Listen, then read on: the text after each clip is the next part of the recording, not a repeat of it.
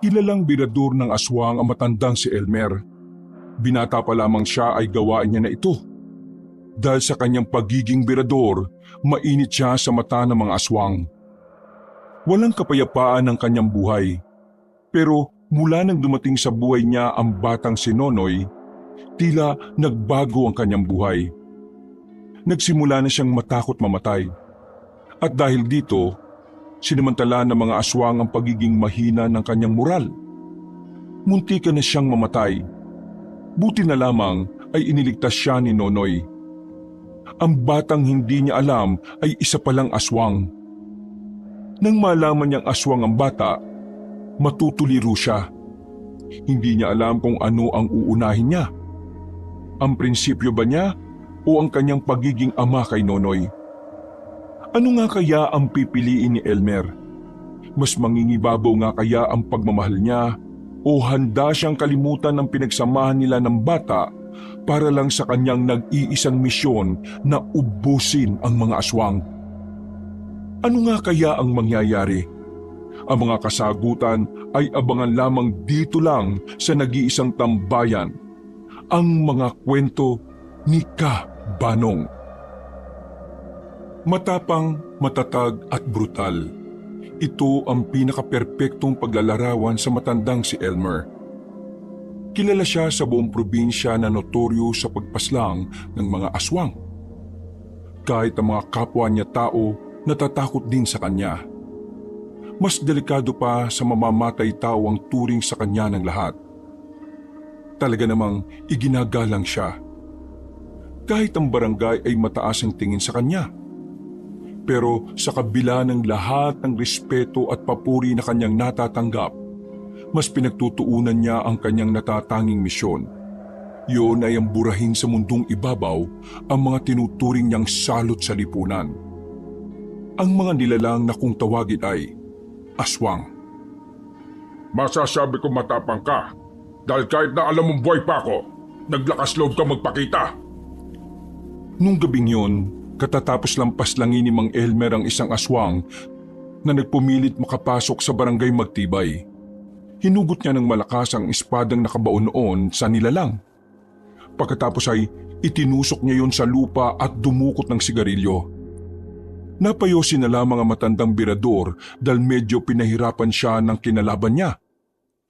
Nang makita niyang humihinga pa ang aswang, muli niya itong tinarakan ng espada sa dibdib. Sa pagkakataong yon ay tuluyan ng nalagutan ng hininga ang nilalang. Malas mo. Sa dami ng pwedeng makaharap mo ako pa talaga. Pasensya ka na. Hindi uso sa akin ang second chance Mga tangang tao lang ang nagbibigay ng pangalawang pagkakataon. Ibinalik na ni Mang Elmer ang espada sa kanyang lagayan. Sinilaban niya ang katawan ng aswang at saka pinanood ang unti-unting paglamon ng apoy sa bangkay. Matapos yun ay umalis na lang siya nang parang wala lang nangyari. Ganito ang buhay ni Mang Elmer. Naging parte na ng kanyang sistema ang makapatay ng aswang. Parang hindi kumpleto ang isang linggo niya kapag wala siyang dinadali. Nang makalabas na siya sa kagubatan, dumiretso siya sa paborito niyang kinakainan ng pansit. 9:00 na. Pagdating niya roon, magsasarado na ang pansitan. Pero dahil kinatatakutan siya ng mga tao, agad na lumapit sa kanya ang isa sa mga nagbabantay roon. Pansit na kakaunti lang ang gulay ha. At saka yung gusto ko yung mamasa-masa. Mang Elmer, kasi magsasarado na ho kami at saka wala na kasi. Kilala mo ba ako? Ha? Opo, kayo po si Mang Elmer. Alam mong ako ang nagliligtas sa barangay na ito laban sa mga aswang, di ba? Opo. Kaya gawan mo ng paraan. Gusto kong kumain ng pansit ngayon. Pero kilala mo ako. Hindi ako pumapatay ng tao. Pero nambubugbog ako. Lalo na kapag gutom ako. Nang ilapag ni Mang Elmer ang espada niya sa mahabang lamesa, takot na kumilos ang binatang si Igan. Napilitan na itong ilabas sa mga imbak nila kahit na kinabukasan pa dapat yon gagamitin. Habang naghihintay sa pansit na niluluto, nadaanan siya ng kapitan ng barangay Magtibay, si Aling Bulet. Kasama ng matandang babae ang mga tanod nito. Rumuronda kasi ang mga yon sa gabi para manghuli rin ng mga aswang. Magandang gabi sa iyo, Kapitana. Mukhang gumaganda ka yata ngayon na. Hoy, wag mo akong binobola, Elmer. Ano na naman ang ginagawa mo? Nananakot ka na naman ba ng mga tao rito para lang pakainin ka? Nananakot? Pero magbabayad naman ako. Padabog na inilapag na matandang lalaki ang pera sa lamesa. Ngumisi ito sa kapitana. O kita mo, magbabayad naman ako eh. May pambayad ako. Pero nang-iistorbo ka ng mga dapat nagpapahinga na. Kailan mo mababawasan na kaangasan mo, ha? Hindi porke tinutulungan mo ang barangay na to na labanan ng mga aswang dapat palagi ka na lang nasusunod. Oo, kalma lang, Kapitana. Hindi ka naman siguro tumigil dito para lang awayin ako, di ba? Ayusin mo ang pakikitungo mo sa mga tao. Huwag mo silang protektahan kung aabusuhin mo lang din sila. Naglakad na palayo ang kapitanang si Bulet. Napangangan na lamang si Elmer. Kumakamot na lamang siya ng ulo. Sa tagal na kasi nilang magkaibigan ni Aling Bulet, kilala na niya ang ugali nito. Parang nagsisilbing nakatatandang kapatid niya yon na laging naninermon sa kanya. Kaya naman, sa lahat ng tao, ang kapitana lang ang hindi niya kayang bastusin. Makalipas sa mga sandali, ay naluto na rin ang pansit. Binigay niya agad ang kanyang bayad. Palis na sana ang binatang si Igan nang paupuin niya ito sa kanyang harapan. Bakit po? Kulang pa po ba yung niluto ko? Anong tingin mo sa akin, matakaw? Paupo ka dito. Sinunod ng binata ang kanyang sinabi. Takot na takot itong humarap sa kanya. Bakit ka natatakot sa akin? Po?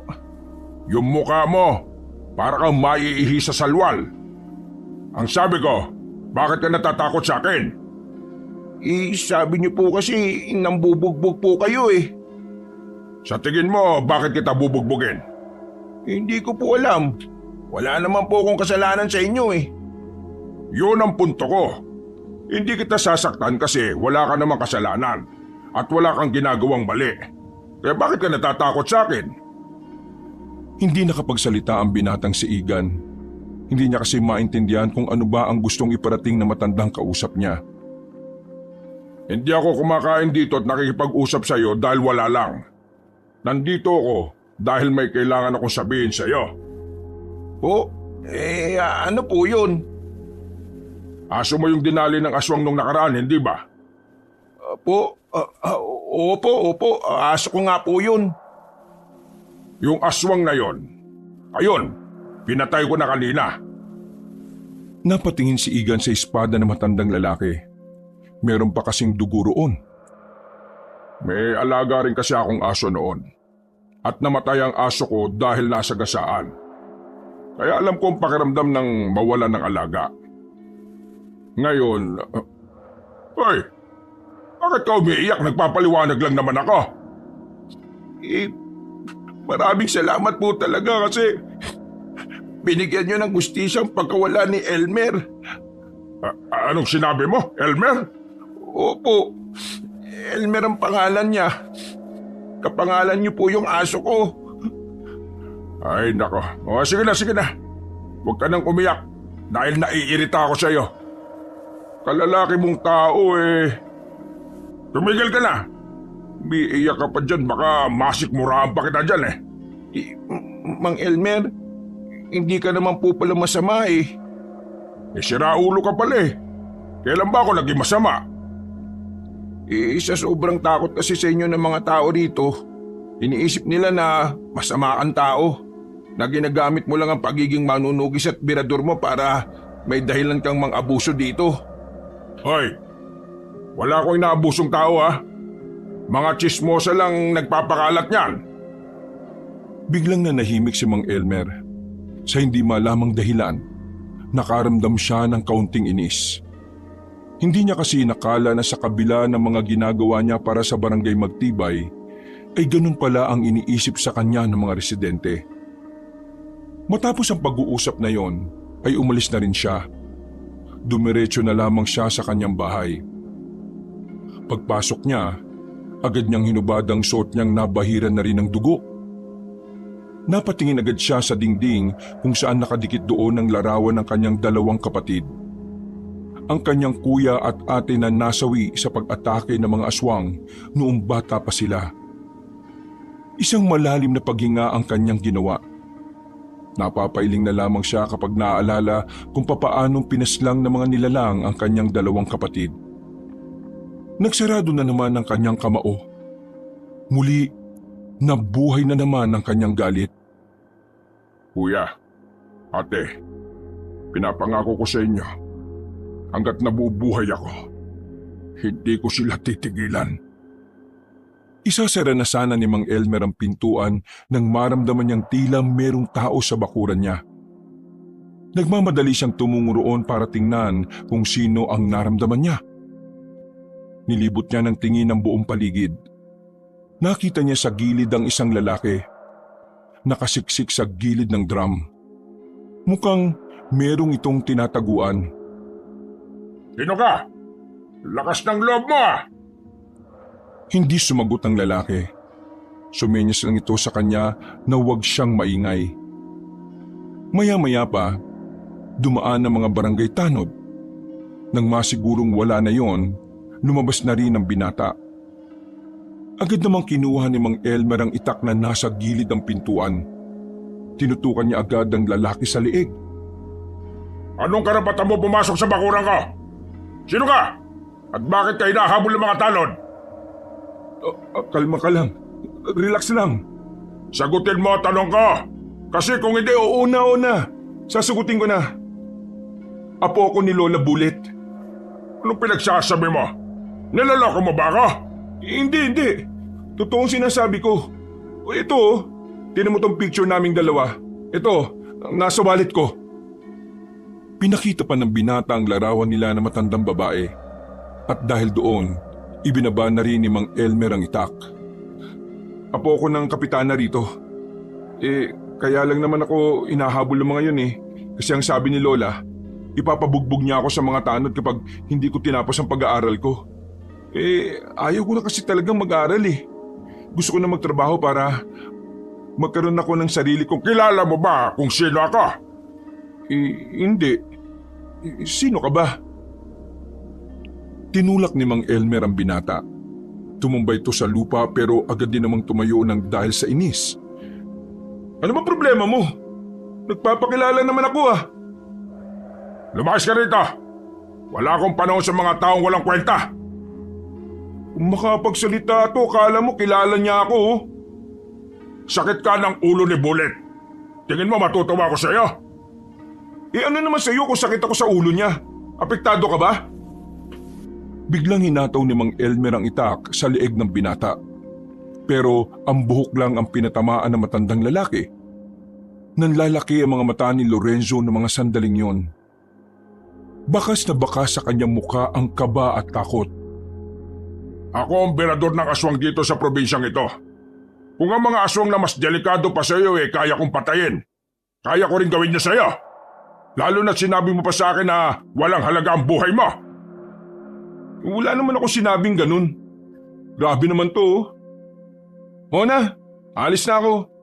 Nakitago lang ako Kumakamot pa sa ulo ang binata nang lumabas na ito ng bakuran na matanda.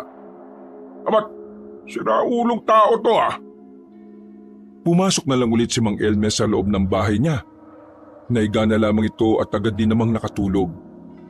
Kinabukasan, paggising niya, panibagong problema na naman ang bumungad sa kanya. Sinundo kasi siya ng mga tanod sa bahay niya. Pagdating niya ng barangay hall, nalaman niyang may inatake na naman pala ang mga aswang. Buti na lamang ay hindi namatay ang mga biktima. Hindi ba talaga mauubos ang mga aswang na yan, Elmer? Hindi sila mauubos hanggat hindi ko pa nakikita ang kuta nila. Bakit ba kasi hindi mo pa nakikita? Kasi mahirap silang makita. Ano akala mo sa kanila? Mag-alagala lang kung saan-saan. Nagtatago rin ang mga yan, bulit. Nitong ang mga susunod na mga araw baka mas dumami pa ang mga aswang na makikita sa probinsyang ito. Kaya kung ako sa iyo, makipag-ugnayan ka na sa iba pang kapitan. Tingin ko idadamay nila ang mga tao sa ibang baryo para gantihan ako. O sige, gagawin ko yan. Pero ikaw ba? Nangangailangan ka ba ng makakasama sa paghahanap sa mga aswang na yan? Kaya ko naman mag-isa. Hindi. Dapat may kasama ka. Kaya ko nga. Matanda ka na, Elmer. Hindi sa lahat ng oras madadaan sa angas. Ipapasama ko sa iyo ang apo kong si Raulo para naman may magawa siyang maganda sa buhay niya. Biglang naalala ni Mang Elmer ang binatang nakausap niya. Naiisip niya palang nakasama niya yon ay parang sumasakit na kagad ang ulo niya. Sigurado ka bang apo mo yung isasama mo sa akin? Si Raulo yun Ikaw nang bahalang magdisiplina. Basta ikaw, kailangan mo ng kasama. Ikaw na lang ang natitirang kakilala ko na buhay pa, Elmer. Ayaw ko nang pati ikaw mawala pa. Kaya, pwede ba? Pagbigyan mo na ako sa gusto kong ito. Isang malalim na paghinga na lamang ang nagawa ni Mang Elmer. Hindi niya kasi talaga kayang tanggihan ng kapitana. Sa isip-isip din niya kasi, kailangan niya rin talaga ng alalay. Minsan kasi, nararamdaman na rin niya tila bumabagal na rin siya. Okay, sige. Pero ito lang ang sasabihin ko sa iyo, ha? Hindi ako magiging mabait dyan sa apo mo. Abay, ikaw ang bahala. Umalis na rin si Mang Elmer matapos ang pag-uusap na yon. Inihanda na niya ang kanyang mga gamit. Noong mga oras na yon, ay kating-kati na naman ang kanyang kamay na makapatay ng aswang. Ginaganahan siya. Iniisip niya na kagad kung gaano kabrutal ang gagawin niya. Dakong 5:00 ng hapon, palabas na siya ng bakuran dala ang sandata niya nang biglang makasalubong niya ang binatang si Lorenzo. Ang sabi ni Lola, sumama raw ako sa inyo. Pasamahin mo na ako. Sabi niya kasi kapag sumama raw ako sa inyo, papayagan niya na akong hindi mag-aral. May buwisit naman buhay ko. Bakit ngayon kagad? Bay, hindi ko alam. Nag-usap na kayo, di ba? Ay nako, dapat talaga di na ako pumayag Magkakaroon pa ako ng pabigat. Papangako ko sa inyo na hindi ako magiging pabigat. At saka, mga aswang lang naman ang kakalabanin natin Easy-easy lang yan. Takot naman ng mga yan sa tao Napangisi na lamang si Mang Elmer. Natatawa na lang siya sa pagiging mangmang at pagiging ignorante ng binatang si Lorenzo. Ayaw ko ng tatanga-tanga ha. Gusto ko ng kasamang madaling makapick up. O sige na, tara na. Uy, sandali lang. Hindi mo ba ako bibigyan ng itak? Binilisan na lamang ni Mang Elmer ang kanyang paglalakad. Noong mga sandaling yon, hindi niya iniintindi si Lorenzo. Nakatuon lamang ang atensyon niya sa kailangan niyang gawin. At yun ay ang hanapin ng mga aswang na gumagala sa kagubatan. Nasaan ang mga aswang? Manahimik ka nga muna, pwede. Ang ingay mo Nakasilip sila noon sa malaking bato sa ilog. Pinakikiramdaman ni Mang Elmer ang paligid. Mga ilang sandali lang, sa halip na aswang ang makita nila, isang batang umiiyak ang nakita nilang tumatakbo papalapit sa kanila. Buisit! Bakit may bata rito? Uy! Bata dito! Ari! Tanga! Tinawag mo pa! Magsasama ka pa ng pabigat! Nang makalapit na sa kanila ang bata, merong yung itinuturo. Iyak ito ng iyak. Nanginginig sa takot. Tulong! Tulungan niyo po ko! May nakita akong aswang doon! May kinakain silang tao! Sigurado ka bang aswang ang nakita mo? Opo, aswang po yun. Kawawa yung babae. Kinain nila. Tumayo si Mang Elmer sa kanyang pwesto at saka tinutukan ng itak ang bata. Mas lalo namang umiyak ang batang lalaki dahil doon. Uy, anong ginagawa niyo? Bakit niyo tinututukan ng itak yung batang yan? Buwang ka ba? Hindi tayo nakakasigurado kung totoo sinasabi nito. Baka mamaya isa itong aswang at patibong lang yung sinasabi niya. Ibaba niyo yan. Tingnan niyo, takot na takot na yung bata oh. Magkakaganyan ba yan kung aswang yan? Ibaba niyo na nga yan. Sa pilitang inalis ni Lorenzo ang itak ng matanda. Nilapitan ni Lorenzo ang bata at saka kinausap. Ituro mo sa amin kung saan mo nakita yung sinasabi mo. Opo, ituturo ko po talaga sa inyo. Sumunod po kayo sa akin. Wala nang nagawa pa matandang si Elmer kundi ang sumunod na lang din sa dalawa. Mga ilang sandali lang, nakarating na rin sila sa sinasabi ng bata. Pero huli na ang lahat. Wala nang buhay ang biktima. Lasog-lasog na ang katawan nito. Kung naniwala kasi kagad tayo, di sana naabutan pa natin buhay tong biktima. Kayo kasi. Ay, manahimik ka ha. Wala kang alam. Baka ikaw ang patay ko dyan Hindi ko kasalanan na namatay ang taong yan. At isa pa, hindi ko rin naman agad pwedeng pagkatiwalaan ng batang yan. Paano kung aswang pala ang batang yan at patibong nga lang ang lahat? May babalik mo ba ang lahat kapag namatay na tayo? Ikaw ngang binata ka. Gamitin mo nga yung katiting mong utak ha. Hindi yan disenyo lang. Napatamimin na lamang si Lorenzo noong mga sandaling yon. Hindi na lang din niya kinontra pa ang sinasabi ni Mang Elmer. Nagkaroon na kasi siya ng ideya kung anong klase ng tao ang matanda. Alam na niyang hindi talaga marunong maawa sa mga tanga si Mang Elmer. Hoy, ikaw bata. Anong pangalan mo? At bakit ka nandito sa kagubatan, ha? Nonoy po ang pangalan ko.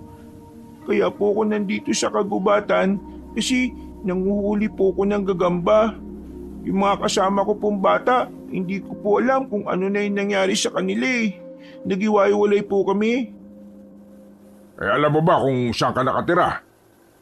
Umuwi ka na lang sa inyo. Wala po kong maalala Nagising na lang ako kasi kanina dito sa gubat. Tapos may mga bata. Niyaya lang nila akong manghuli ng gagamba. Tapos ayun na. Wala na po akong maalala bukod sa sila ang una kong nakita kanina. Bakit? May amnesia ka ba? Ano po yung amnesia? Isang pangyayari sa buhay ng tao na kung saan makakalimutan niya yung ilang parte ng mahalagang nangyari sa buhay niya. Pagkabura ng isipan, dami mo pang pinagsasabi. Yung makakalimutan mo kung anong nangyari sa iyo, ganon. Ibig kong sabihin, ganun po yung nangyari sa akin? Naluloko mo ba kami rito? Wala kang maalala pero alam mo ang pangalan mo. Nonoy po kasi ang ibinigay na pangalan sa akin ng mga nakalaro ko kanina Hindi nagsalita ang matandang si Mang Elmer. Hindi niya magawang paniwalaan ang bata. Pero hindi niya rin naman magawang husgahan ito. Wala naman kasi siyang nararamdaman kay Nonoy na kakaiba. Sa paningin niya, pangkaraniwang bata lang ito. Huwag ka nang sumunod sa amin. May mahalaga kaming lalakarin. Habulin niyo po ba yung mga aswang? Wala ka nang pakialam. Basta dito ka na lang, ha? Mang Elmer, sigurado ko bang iiwanan natin ang batang ito dito sa gubat? Kita mo naman ang dilim dito At tingnan mo nga, may pinaslang ang aswang dito. Ayoko ng pabigat sa lakad ko. Kaya ayos lang sa'yo mapahamak ang batang to? Obligasyon ko ba yan? Huwag kang ang bida-bida dyan, ha? Hindi nga natin siya obligasyon, pero tayo nakakita sa kanya. Tayo ang may kakayahang tulungan siya sa ngayon. Kaya kung ano man ang mangyayari masama sa kanya, kargo natin siya. Sandaling napatahimik si Mang Elmer. Bigla na lang niyang napagtanto na kahit pala hindi matalino si Lorenzo, may puso pa rin ito para sa iba. Isang bagay na nagugustuhan niya sa tao. Ay nako, bahala ka mag-asikaso dyan, ha? Isama mo kung gusto mo. Pero kapag merong nangyaring masama dyan, kasalanan mo na yan. Nauna nang naglakad na matandang lalaki. Napapailing na lamang si Lorenzo dahil sa kasungitan ni Mang Elmer. Pero sa huli, isinama na rin nila ang bata. Habang naglalakad sila sa kagubatan, ay tumigil si Mang Elmer. Marahan na nitong hinugot ang kanyang espada. Ito na ang dinala niya kaysa sa itak. Dahil sa mga ganitong klase ng lakad, mas komportable siyang gumamit ng mas mahabang patalim. Nandito na sila. Ayaw ko lang tatanga-tanga, ha? Nonoy, wag na wag kang aalis dito ha. May aasikasuhin lang kami rito. Tumango lang ang bata sa binata. Lumapit na rin si Lorenzo kay Mang Elmer. Mga ilang sandali lang, nakakarinig na sila ng mga angil. Sa palagay ni Mang Elmer, nasa 5 hanggang 6 na aswang ang naroon. Kaya naman hinanda na rin niya ang kanyang sarili. Hindi naman siya kinakabahan. Napapayosi pa nga siya na parang walang haharaping kalaban. Nagtataka nga sa kanya si Lorenzo kung papaano niya nagagawang kumalma kahit na nasa kalagitnaan sila ng delikadong gawain. Ayun na sila! Nagtago si Lorenzo sa likuran ni Mang Elmer. Nang sabay-sabay nang lumusob ang mga aswang, hindi nagdalawang isip ang matandang lalaki na harapin ang mga yon. Parang sumasayaw lang si Mang Elmer habang winawasiwas ang kanyang matalim na espada. Tila nilalaro lang ni Mang Elmer ang pakikipaglaban. Napapangangan na lamang din si Lorenzo sa kanyang nakikita. Hindi nito inakala na ganun pala talaga kabangis sa matandang si Elmer. Wala pang 5 minuto, bagsak na ang mga aswang. Pero lahat ng yun ay humihinga pa. O ano? Napangangakano? Hindi yan kayang gawin ng mga katulad mong duwag. Pinatay mo silang lahat? Oo, nakita mo naman, di ba? 6 sila. Gusto mo, ikaw na yung pang-7. Ang galing mo. Hindi ko kailangan ng papuri mo.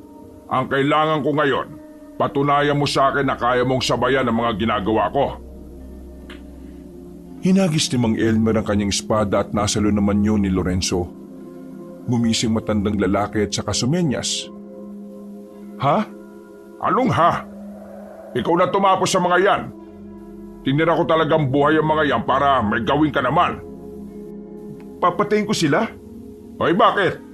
Kaya mo ba silang buhayin? Malamang, patayin mo sila. Kaysa naman ikaw patayin ko.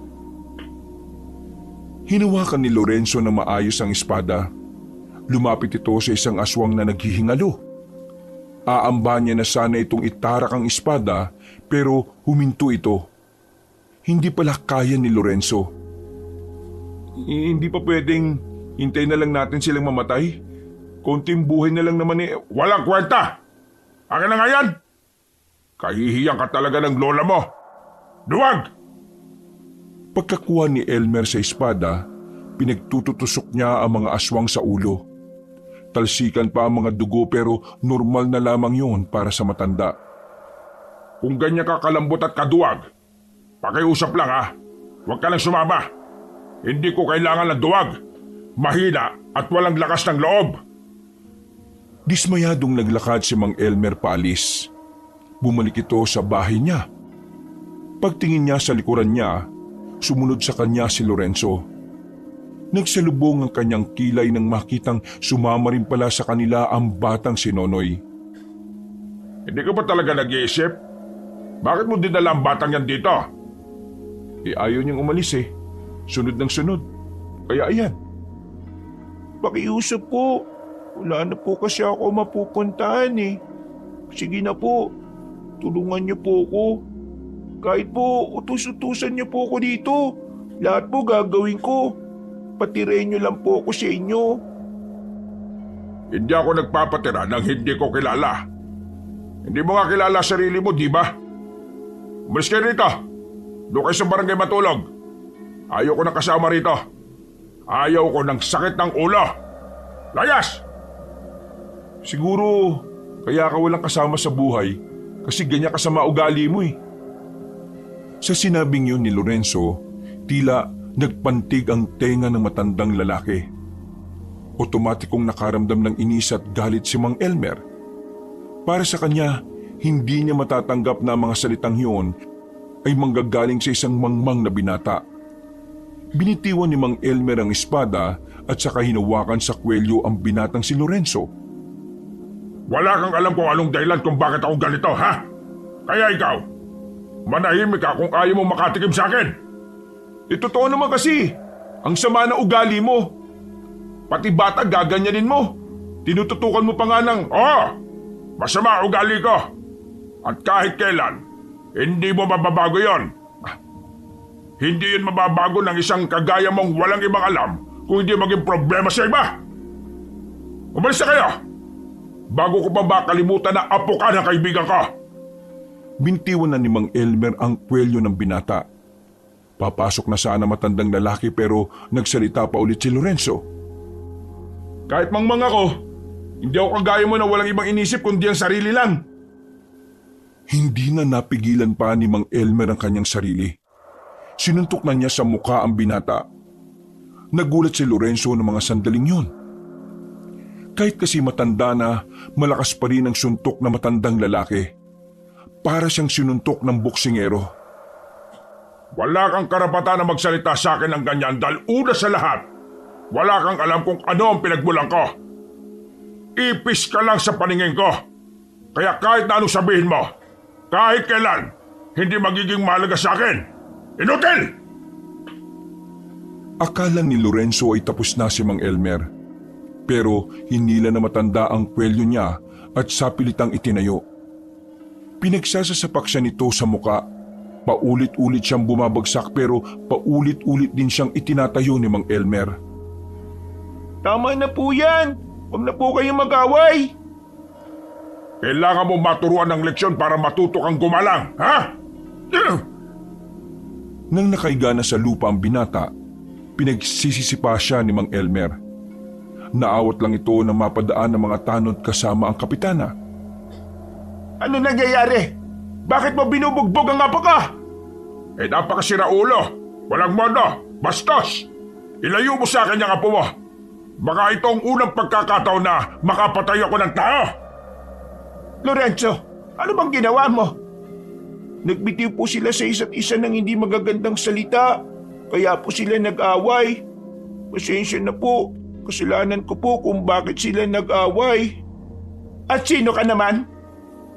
Kasama po ko ni Kuya Lorenzo. Nang makabangon na si Lorenzo, muntikan pa itong matumba. Buti na lang ay inalalayan ito agad ng mga tanod. Totoo naman ang sinabi ko eh. Masama ang ugali mo. Manahimik ka na lang. Sige na, dalhin niyo na muna yan sa barangay. Isama niyo na ang batang ito. Napabuntong hininga na lamang ang matandang si Elmer. Nilapitan naman siya ni Aling Bulit para humingi ng paumanhin. Pasensya ka na sa apo ko ha. Bulet, alam mong hindi ako mabait sa mga tanga at walang modo. Kaya sana nahubad na niya lahat ng pangit niyang ugali. Dismayadong pumasok na lamang si Mang Elmer. Napabuntong hininga na lamang siya sa nangyari. Kinabukasan, laman na naman ng usapan ng mga aswang na pinaslang ni Mang Elmer. Kagaya ng laging nangyayari, inuulan na naman siya ng papuri. Pero kahit na kailan, hindi naman naging mahalaga sa kanya ang papuri ng mga tao. Ang gusto niya lamang ay maubos na ang mga salot ng lipunan. Habang nagpapakulo ng tubig at tulala sa sinasalang, biglang dumating ang binatang si Lorenzo kasama ang batang si Nonoy. May mga band-aid na ang mukha nito at medyo nakapikit ang kaliwang mata. Ang titigas ng ulo niyo ah! Sinabi ko ng Hindi po kami nandito para magalit po kayo. Nandito lang po kami kasi may sasabihin po kasi sa inyo si Kuya Lorenzo. Mang Efren, pasensya na sa mga nasabi ko sa inyo kagabi. Napaliwanag na sa akin ni Lola lahat. Kaya ngayon naiintindihan ko na kung bakit ka ganyan sa hindi mo kilala. Pasensya na ho talaga. Masyado kitang hinusgahan kahit na hindi pa kita nakikilala. Alam kong mali ang mga sinabi ko. Kaya humihingi po ako ng dispensa. Sinabihan ka ng lola mo kaya ka nandito ngayon. Sinabihan niya ako pero kagustuhan ko na rin. Alam niyo po, aminado kong mahina naman talaga ang utak ko eh. Wala akong silbi sa pamilya. Pero hindi naman po ako masamang tao. Marunong akong magpakumbaba. Kapag alam ko pong ako ang mali, humihingi po ako ng dispensa. Kaya sana po, tanggapin niyo po ako. Sige. Ayoko na lang maulit yon kasi baka sa susunod, sa morgue ka na damputin. Isa pa, Elmer ang pangalan ko. Pinagsasasabi mong Efren. Ay, oo nga po pala. Elmer nga po pala. Sa susunod, kilalanin mo ng maigi ang isang tao bago ka magbitaw ng mga husga, ha? Kaya nga po, kung ayos lang sana hayaan niyo pa rin akong sumama sa inyo. Nang sa ganun mas makilala ko na po kayo. Para kapag kilala ko na po kayo, pwede ko na po kayong husgahan. Oo, nag-uumpisa ka na naman ba? Naku, hindi po. Nagbibiro lang naman po ako. Buti naman po't bati na kayo. Dapat talaga hindi kayo nag-aaway kasi masama nag-aaway Paano yung batang yan? Hindi ho siya pwede sa barangay Mang Elmer. Walang bakanting lugar dun sa kanya. Biglang lumapit ang batang si Nonoy kay Mang Elmer. Hinawakan ng bata ang kanyang kamay at tila nangingilid pa ang luha. Mang Elmer, sige na po. Parang awa niyo na po. Wala na po ako mapupuntahan Ayaw ko na po sa labas lagi. Natatakot po ako sa mga aswang. Mang Elmer, kahit po ano gagawin ko, maging alipin niyo po ako ayos lang po. Sige na po, pakiusap po, isama niyo na po ko. Diyos ko naman, ang bihira naman talagang buhay to. Mang Elmer, siguro naman, hindi naman makakasama kung pagbibigyan natin yung bata hanggat wala pa siyang malilipatan. Kasi naman... Bigla na lang nawalan ng malay ang matandang si Elmer. Bumagsak ito sa hagdanan. Buti na lang ay nasalo ito ni Lorenzo kaya hindi ito nahulog. Mang Elmer, anong nangyayari sa inyo? Mang Elmer, uy! Binuhat ni Lorenzo ang matanda. Ipinasok nila yon sa loob ng bahay. Agad na inasikaso nila si Mang Elmer. Yung abaniko, kunin mo. Paypayan mo siya. Ihanda ko ang lahat ng dapat nating gamitin. Hindi malaman ni Lorenzo kung ano ang gagawin sa mga sandaling yon. Nang makakita siya ng matapang na langis, nilagyan niya si Mang Elmer sa ilong. Mga ilang sandali lang, nagkaroon na ulit ng malay ang matanda. Nagsasalita ito pero hindi nila gaanong maintindihan dahil naninigas ang panga nito. Ha? Hindi ko kayo maintindihan. Kuya Lorenzo, tingin kong sinasabi niya yung kamay niya at paa. Kailangan nating hilutin. Ha? O sige. Ikaw sa kamay, ako naman sa binti.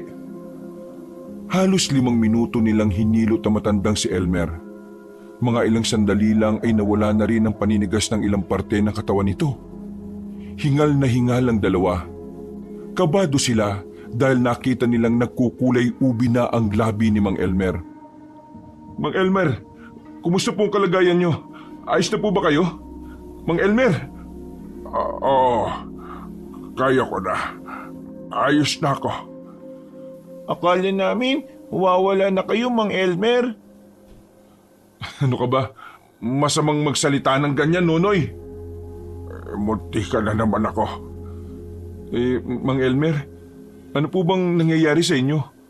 Matagal niyo na po ba itong nararanasan? Wala ito. Huwag yun ang pansinin. Kailangan niyo pong sabihin sa amin. Para po kapag nangyari ulit yan, alam na po namin ang gagawin namin. Oo, tama si Nonoy. Hindi niyo ako obligasyon para mag-alala. Hayaan niyo ako mamatay. Mang Elmer naman, ayaw namin mangyari yun.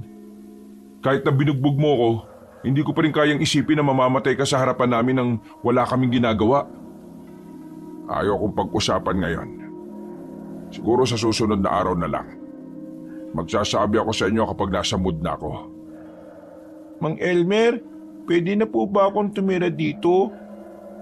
Papayagan kitang tumira dito, pero matuto kang maglinis ng bahay, ha? Opo, kaya ko po yun, Mang Elmer. Pwede po bang tawagin ko na lang din po kayong Tatay Elmer? Ha? Natamimi si Mang Elmer sa mga sandaling yon. Yung kasi ang unang pagkakataon na narinig niya ang pangalan niya bilang tatay. Nasanay na kasing mamuhay na mag-isa ang matandang lalaki. Hindi niya naranasan na merong ibang tao ang nag-aasikaso sa kanya. Kaya naman naninibago siya sa mga nangyayari. Aminado naman si Mang Elmer na may parte ng puso niya na nagugustuhan ng ginawa ng dalawa. Malaki ang pasasalamat niya kay Lorenzo at Nonoy. Dahil kung hindi dahil sa dalawa, baka hindi na niya nasilayan pa ang susunod na bukas. Hindi na namalayan ni Mang Elmer na pumayag na lang siya sa gusto ng bata. Pinatira niya ito sa bahay niya. Kasama na rin si Lorenzo. Nagtataka nga sa kanya si Aling Bulit kasi hindi inakala ng kapitana na madaling papayag si Mang Elmer na kupkupin ng dalawa. Lumipas ang 1 buwan. Naging parte na ng sistema ni Mang Elmer ang presensya ni Lorenzo at Nonoy. Tila hindi kumpleto ang araw niya kapag mag-isa lang siyang nasa hapagkainan. Tila nahati na rin ang kanyang atensyon. Kung dati ay nakatuon lang ang utak niya sa mga aswang, ngayon ay nakatuon na rin ang utak niya sa bahay niya. Dahil mula na magkaroon siya ng kasama, palagi na niyang iniisip kung saan siya kukuha ng kakainin nila. Sa loob ng 1 buwan, malaki na ang pinagbago ng matandang lalaki. Bagay na kahit papaano gusto rin naman ni Mang Elmer. Oh, asan na naman yung batang yon? Baka ho nandyan lang po sa labas, naglalaro. Anong oras na oh? Hindi ba siya nagugutom? Tapos kapag nagkasakit, iiyak-iyak at ayaw uminom ng gamot. Sira ulo talagang bata yun, oh. Lingid sa kaalaman ng lahat, may espesyal na lugar ang mga bata sa puso ni Mang Elmer. Kaya naman, nang dumating sa buhay niya si Nonoy, hindi niya na namalaya na unti-unti na pala siyang nagpapakaama. Nag-aalala siya sa kapakanan at kalusugan ng bata. Uy, nag-aalala siya. Hindi naman siya dating ganyan. Gusto mong balian kita ng buto mo dyan? Alam mo, Mang Elmer, wala namang masama minsan kung aaminin na malambot tayo. Kasi sabi nga sa akin ng lola ko noon, kapag tinanggap mo ang kahinaan mo, ibig sabihin ay tanggap mo na kung ano ka. Sinabi rin niya sa akin yan. Hindi pa rin pala siya nagbabago ng mga salita niya. Pero may iba po tayo, ha? Bakit po kaya wala na nagpaparamdam na aswang sa nakalipas na buwan, no? Sumeryoso ang mukha ni Mang Elmer dahil sa tanong na yon. Umupo ito sa gilid ng binata. Huminga ng malalim. Ang totoo niyan, hindi ko rin alam eh. Nababahala nga ako kasi ngayon, hindi ko sila nararamdaman. Ang mas nakakabahala kasi sa mga aswang, mga traidor sila umatake. Hindi sila magpaparamdam tapos kugulatin ka na lang. Kaya naman, itong pansamantalang kapayapaan na meron tayo, dapat di natin pinagkakatiwalaan. Kasi may kapalit ang katahimikan na ito. Kung sa bagay, tama po kayo. Lalo na't alam nating mapanin lang ang mga aswang. O sige, dito ka lang. Hahanapin ko lang si Nonoy.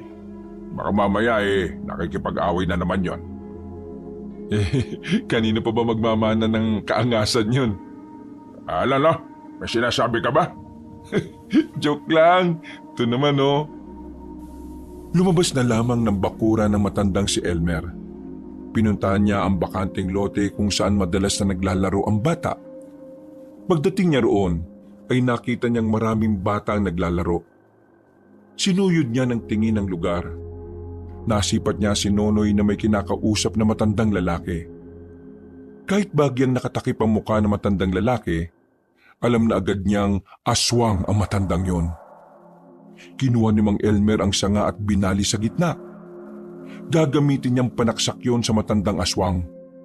Pero bago siya makalapit, ay bigla na lang yung umalis. Tatay Elmer? Anong sinabi niya sa'yo? Ang sabi po niya, samahan ko raw siyang bumili ng bigas. Nahihirapan daw po kasi siya maglakad kaya kailangan niya po ng katulong. Nahihirapang maglakad ayun nakatakbo nga kagad. Nonoy, di ba sinabihan kita na huwag kang makikipag-usap sa hindi mo kilala? Aswang ang matandang yun Po? Ganun po ba? Ganyan talaga reaksyon mo. Hindi ka man lang natakot. Pero sige na, umuwi ka na sa bahay. Sabihan mo si Kuya Lorenzo muna sumunod sa akin. Hahabulin ko yung matandang yon. Hindi na nagsayang pa ng oras si Mang Elmer. Tumakbo siya patungo sa pinuntahan ng misteryosong matanda. Nakarating na siya sa bungad ng kagubatan. Tumigil siya. Hindi na muna siya pumasok. Alam niyang mahuhulog lang siya sa isang patibong kung aabante pa siya. Sa susunod na lapitan mo pa si Nonoy, hindi ka makakatakas sa akin. Pasalamat ka dahil wala akong dalang espada. Lumayas ka na! Dahil kapag nakita pa kita ngayon, patay kang matanda ka! Wala siyang natanggap na tugon. Pero naramdaman na ni Mang Elmer na umalis na ang hinahabol niya. Hindi na siya nagtagal doon. Naglakad na lang siya pabalik. Nakasalubong niya pa si Lorenzo na dala ang kanyang espada. Mang Elmer, ayos ka lang ba? Hindi naman ako napalaban Pero masama ang kutob ko. Tingin ko, punteriya din ng mga aswang si Nonoy. Po? Bakit po si Nonoy? Pwede naman ako. Matanda ka na. Anong mapapala nila sa'yo? Makulat ka na. At saka si Nonoy ang punteriya nila dahil alam nilang yun ang kahinaan ko.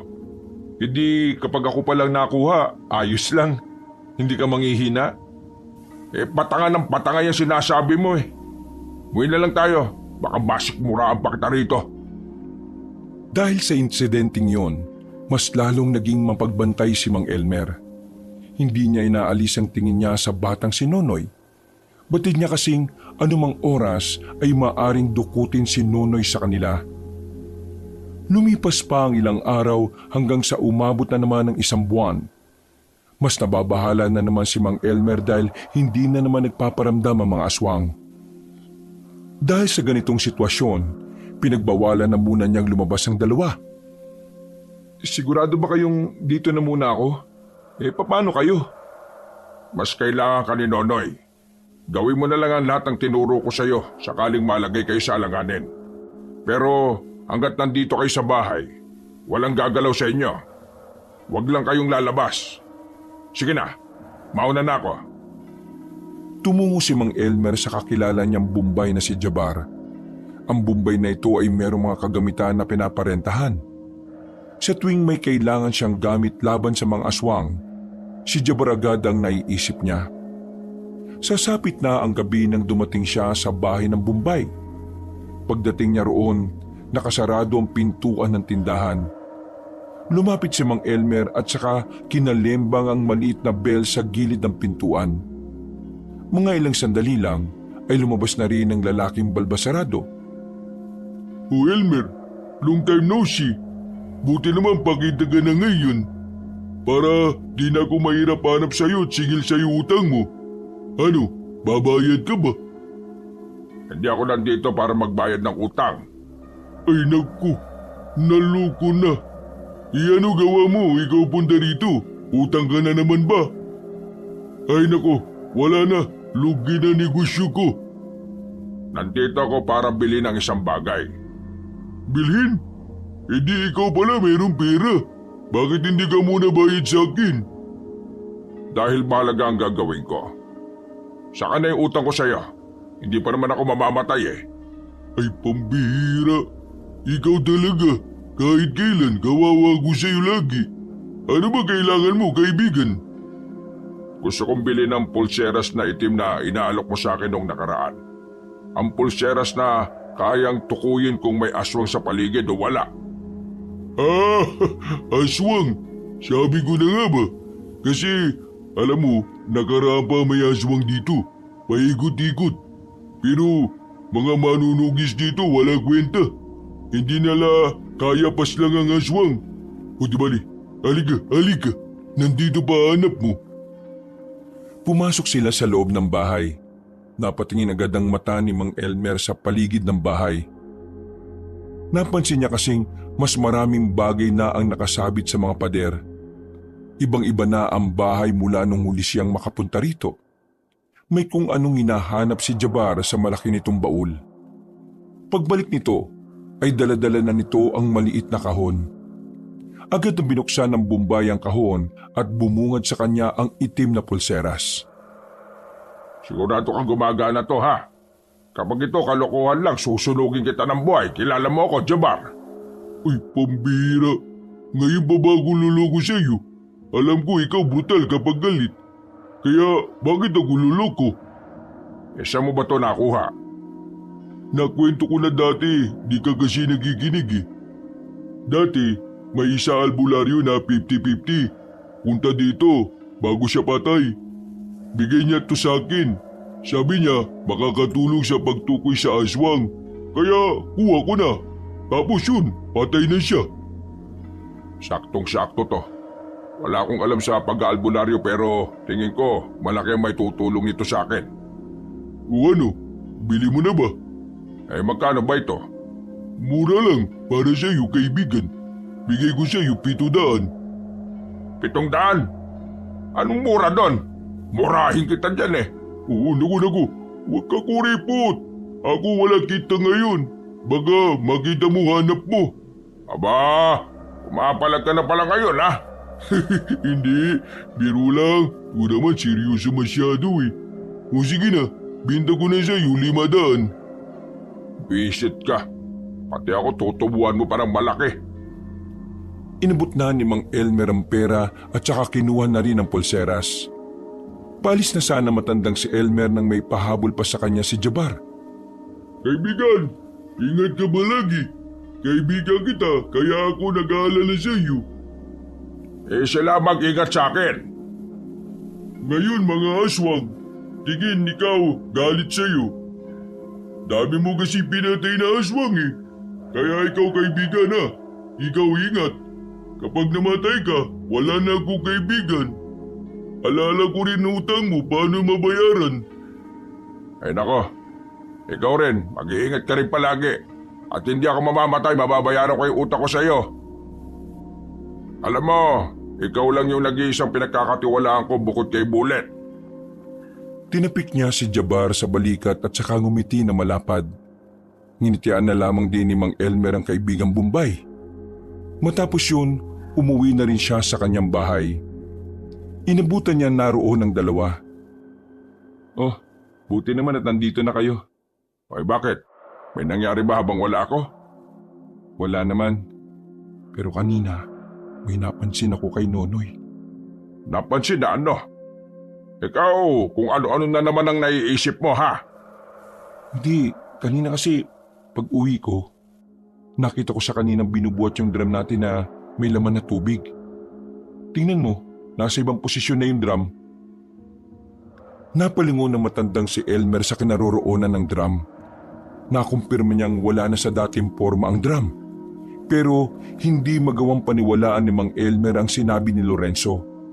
Sa liit kasi ng batang si Nonoy, napakalabong mabuhat ng bata ang ganoong kalaking drum. Sabog ka ba, Lorenzo? Ano pinagsasabi mo? Ang liit-liit lang ni Nonoy paano niya mabubuhat ang drum na may laman na tubig? Yun nga po ang punto ko. Paano niya nabuhat yung drum na may lamang tubig? Kasi kitang-kita ng dalawang mata ko eh. Hindi ako gumagawa ng kwento. Tapos, eto pa meron pa. Abay pambihira naman. Ganito yun. Ilang araw ko nang napapansin si Nonoy na parang laging tulala. Kapag kinakausap mo siya, parang lutang. Tapos, nung nakaraan, tsaka kanina, paghawak ko sa kamay niya sobrang lamig. Ang lamig ng buong katawan niya. Parang bangkay. Hoy, Lorenzo, kilala mo ako ha? Ayaw ko ng tarantado. Alam kong paborito mo si Nonoy. Pero tingin mo ba gagawa ko ng ganitong klase ng kwento? Concern lang ako sa kanya. Kaya nga sinasabi ko sa iyo ito kasi nagbabaka sakali akong alam mo kung anong nangyayari sa kanya. Napaisip si Mang Elmer sa sinabi ni Lorenzo.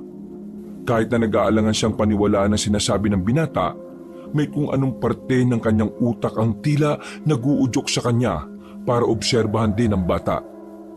Alam niya rin kasi sa sarili niyang hindi pa nila lubusang kilala ang bata. O sige, pakikinggan kita. Uobserbahan ko si Nonoy.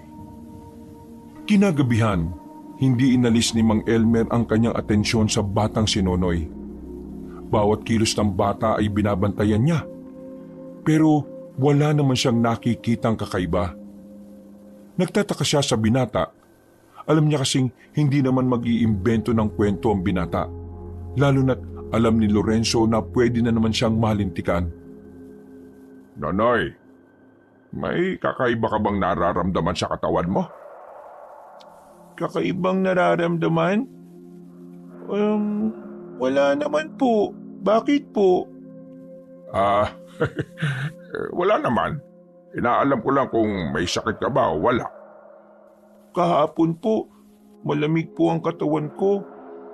Ganun po ba kapag walang lagnat? Malamig ang katawan mo? Paano malamig? Para po kasing lamig po ng tubig sa banga. Sa puntong ito, tuluyan ang nakumpirma ni Mang Elmer na totoo nga ang sinasabi ni Lorenzo sa kanya. Hindi niya sigurado kung ano ang nangyayari sa bata. Tatay Elmer, ayos lang po ba kayo? Oo. Ayos lang naman ako. Sige na. Matulog ka na at matutulog na rin ako. Pumasok na lamang ang bata sa silid, habang silang dalawa naman ni Lorenzo ang magkasamang natulog sa sala. Habang nakahiga ay nakatingin siya sa kisame. Iniisip ni Mang Elmer ang batang si Nonoy. Habang tumatagal, mas lalo siyang nakakaroon ng interes na alamin kung ano ba talaga ang pinagmulan ng bata. Kung may alam lang sana siya sa pag-aalbularyo, madali na lang sana niyang matutukoy ang katauhan ni Nonoy. Pero isa lang naman siyang birador na ang alam ay pumatay lang ng pumatay ng aswang. Kakaisip ay nakaramdam na rin ng antok ang matandang si Elmer. Kinaumagahan, paglabas niya ng bahay, nagtataka siya dahil nakangiti agad ang mga tao sa kanya. Nakita niyang dumating din si Lorenzo na galing sa labas. May dala itong pandesal at kape. Mang Elmer, ang angas mo naman pala. Putok na naman ang pangalan mo. Buti, wala kang putok, no? Inilapag ng binata ang mga dala nito sa lamesa. Tuwang-tuwa itong umupo at saka nagdikwatro pa. Sikat ka pala talaga, no? Biruin nyo, pinatay niyo yung 10 aswang kahit mag-isa ka lang. Ha? Ano pinagsasabi mo, Lorenzo? Sus, kunwari ka pa.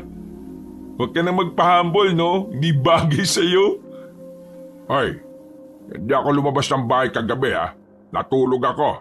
Magkatabi tayo magdamag. Lo, talagang pahambol pa, oh. Hindi nga ako lumabas kagabi. Kaya hindi akong pumatay sa mga aswang na sinasabi mo. Hindi ko nga rin alam yan, eh. Ha? Kung hindi ikaw, sino? Aba, hindi ko alam. Kinuha na ba ang mga bangkay ng aswang? Hindi pa po. Hinihintay pa nga ang susunog sa mga bangkay, eh. Oh, saan kayo pupunta? Uy, sandali, sasama ako! Mabilis na naglakad ang matandang si Mang Elmer patungo sa kinalalagyan ng bangkay ng mga aswang. Nang makarating na sila roon, ay agad niyang sinuri ang mga yon. Pagtingin niya sa mga hiwa sa katawan, nagtataka siya dahil hindi yun hiwa na gawa ng kahit na anong patalim. May ilang parte din ng aswang ang nakabuka at halos lumabas na ang laman loob. O ano, nalaman niyo po ba kung sino may gawa niyan? Hindi isang albularyo. Hindi rin isang manunugis o antigero. Hindi tao may gawa nito. Ano po? Ibig niyong sabihin, ibang nilalang ang pumaslang sa mga aswang? Hindi ko alam kung tama ang hinala ko, pero tingin ko, aswang din ang pumaslang sa mga aswang na ito. Po? Paano mangyayari yun? Hindi ba friends forever ang mga aswang? Nakita ko po ang pangyayari. Napalingon sila sa gilid ng marinigang tinig na yon ng binatang si Igan. Nakatayo ito sa gilid ng puno. Parang nahihiya. Hindi makatingin ng maayos. Natatakot kay Mang Elmer. Anong nakita mo? Nakita ko yung patayan sa pagitan ng mga aswang at ng nag-iisang aswang. Malakas yung isang aswang. Sobrang bilis. Teka. Paano kami maniniwala sa'yo? Paano mo makikita di ba lagi ka lang nasa karinderya? Naglalakad ako pauwi. Galing ako sa pinsan ko nang marinig ko mga nakakatakot na angil ng mga aswang. Sa takot ko, nagtago ako sa kagubatan. Hindi ko inaasahan na doon pala sila nakabang. Nakita ko sila. Grabe, nakakatakot. Para mga gutom na hayop sa gubat. Akala ko nga mamamatay na ako eh. Pero bigla na lang may dumating na isa pang aswang. Madilim kaya hindi ko mamukaan. Kahit man lang suot niya, hindi ko naaninag. Pero nakakasiguro ako na maliit ang nilalang na yun. Mas maliit sa mga aswang na kinalaban niya. Tingin ko parang batang aswang lang yun. Ano? Bata? Sigurado ka ba sa nakita mo? Hindi nga ako sigurado. Basta para siyang bata, maliit Mabuti niligtas niya ako. Pero hindi ko pa din alam kung bakit niya ako niligtas Lalong naguluhan ang utak ni Mang Elmer sa mga sandaling yon. Ito kasi ang unang pagkakataon na nakarinig siya ng ganoong kwento. Ang pagkakaalam niya rin kasi, malabong mag-away-away ang mga aswang. Hanggang sa makabalik na sila ng bahay. Balisa pa rin ang utak ni Mang Elmer. Sumasakit na ang ulo niya sa kakaisip. Nang magtanghalian na sila, magkakaharap na rin sila sa iisang lamesa. Tahimik lang ang batang si Nonoy. Ibang-iba ito kumpara sa mga nakaraang araw na parang laging masigla at makulit. Nonoy, malapit na magpasukan. Napag-usapan namin ni Mang Elmer na ipapasok ka na namin sa paaralan. Para naman mas ma-enjoy mo pa yung kabataan mo at may matutunan ka. Huwag magalala, tutulungan ka ni Lola sa pang-araw-araw na baon mo. Ako, marami pong salamat.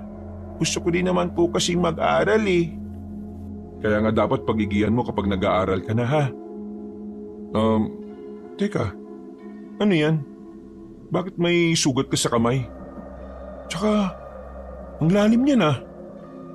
Maging si Mang Elmer ay nabahala rin nang makita ang braso ng bata na may hiwa. Hindi naman sobrang laki pero medyo malalim. Unang tingin pa lang ni Mang Elmer, alam na agad niyang ito ay isang kalmot.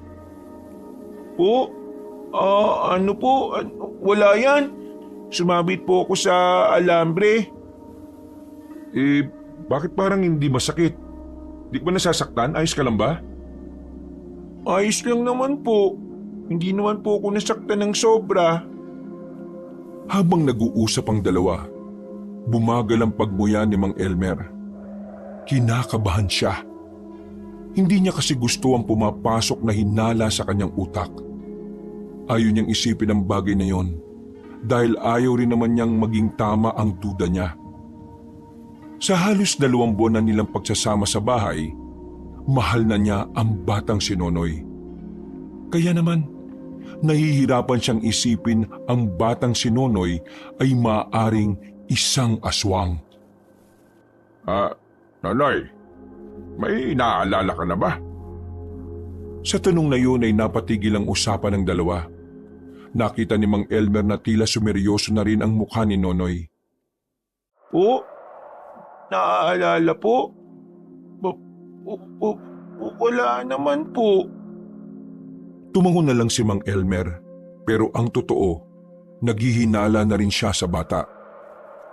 Kung si Mang Elmer ang tatanungin, ayaw na niya ang nararamdaman niya. Hindi niya gustong pinaghihinalaan niya ang katauhan ni Nonoy. Pero kailangan niya kasing makasigurado. Dahil sa oras na mapatunayan niyang aswang nga si Nonoy, siguradong malalagay rin ang buhay ng bata sa panganib. Gabi na naman, tahimik na ang paligid. Habang mahimbing na ang tulog ni Nonoy, lihim niyang kinausap si Lorenzo. Ipagtatapat na sana niya ang kanyang mga naiisip pero naudlot ito nang tumunog na ang sirena ng barangay. Isang senyales na ang kanilang barangay ay pinasok na ng mga aswang. Kunin mo ang itak mo. Sumama ka sa akin. Po, paano po si Nonoy? Hayaan mo siya. Kaya niya mag-isa. Po? Dalihan mo na. Nakapasok na ang mga aswang. Natatarantang kumilos si Lorenzo. Bago nila puntahan ang kinaroroonan ng mga nilalang, ay pinuntahan na muna nila ang barangay. Naabutan nilang papaalis pa lamang ang mga tanod at ang kapitanang si Bullet. Huwag na kayo sumunod, Bullet. Ang gawin mo na lang, ipakalat mo sa barangay ang mga tanod mo. Ako nang bahalang pumasok sa gubat. Sigurado ka ba? Baka marami sila. Sigurado ako. Malakas ang loob kong may tutulong sa amin. Buang, ayaw mong tulungan ka ng mga tao ko tapos aasa ka may tutulong sa inyo. Ayos ka lang ba, ha? Sige na, sundin mo na lang ang sinabi ko. Wala na ring nagawa pa ang matandang babae. Pinakalat nito ang mga tanod at saka umalis na rin si Mang Elmer at Lorenzo. Mabilis nilang tinungo ang naririnig nilang mga hiyaw. Nang makarating na sila sa gubat, dito na nagsimulang maghanda ang dalawa. Mang Elmer, bakit mo ba kasi hindi pinasama ang mga tanod? Sino ba kasing tinutukoy mo na tutulong sa atin? Yung aswang na sinasabi ng binatang taga-karinderya. Aswang nga rin yun eh. Magtitiwala ba tayo doon? Dito natin malalaman kung talagang kakambi ba siya o hindi. At malalaman mo na rin kung sino siya. Tumigil ang dalawa sa paglalakad nang maramdaman na ni Mang Elmer ang presensya ng mga nilalang. Pagtingala niya, nakita niya sa sanga ng puno ang isang matandang lalaki. May dala itong lampara kaya namukha na niya yon. Hindi pamilyar ang mukha na matanda sa kanya, pero sigurado siya na ang matandang yon ang nakausap ni Nonoy sa bakanting lote. Mang Elmer, sino siya? Tila medyo nagbago ang aura ng mukha mo. Ganyan ba talaga kapag meron ka ng pinoprotektahan? Hindi kita kilala. Magpakilala ka, matanda ka. Dahil interesado ka naman pala kung sino ako. Pwede sige, magpapakilala ako sa iyo. Ako si Magno, ang tumatayong leader ng mga aswang ngayon dahil pinatay mo ang pinuno namin. Bataan ka pala ni Adolfo. Ang lakas naman ang loob mong maging pinuno.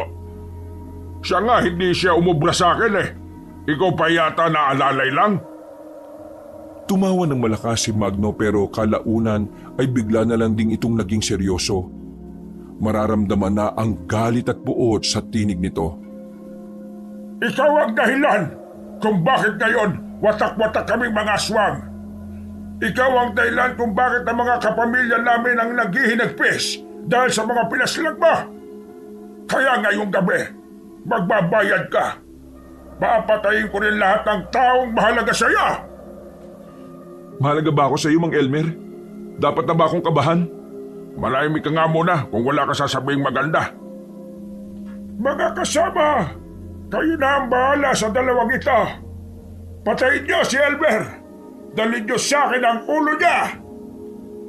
Mula sa likuran ng nagtataasang puno, lumabas ang iba't ibang uri ng aswang. Sa puntong ito, nakaramdam na ng kaba si Lorenzo. Sa sobrang takot, hindi na niya maalala ang mga itinuro sa kanya ni Mang Elmer kung papaanong makipaglaban. Ganda mo sarili mo. Pambira naman, mukhang ito nang huli ah. Matagal lang hindi nakakakain ang mga bataan ko. Kaya ngayong gabi, kayo ang magbibigay sa kanila na mabuhay pa ng matagal. Gagawin nila kayong pagkain. Dali-daling gumapang ang mga aswang patungo sa kanila. Hindi naman nabahala si Mang Elmer doon. Winasiwas niya ang kanyang espada. Marami agad ang natamaan niya. Habang si Lorenzo naman, nagdadalawang isip pa rin kung tatagayin niya ng itak ang kaharap niya. Puro lamang siya amba. Ala, ganyan ka na lang. Patayin mo!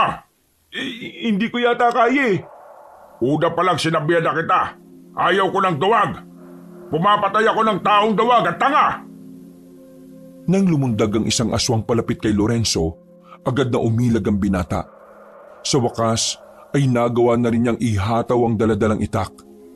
Tinamaan ang aswang sa mukha kaya nakadistansya ng kaunti ang binata. Hanggang sa muli, mga kaibigan! Hoy, saan ka pupunta? Maglalaban pa tayo, huwag kang duwag! Tinuwanan lang siya ni Magno at saka lumipad na rin palayo.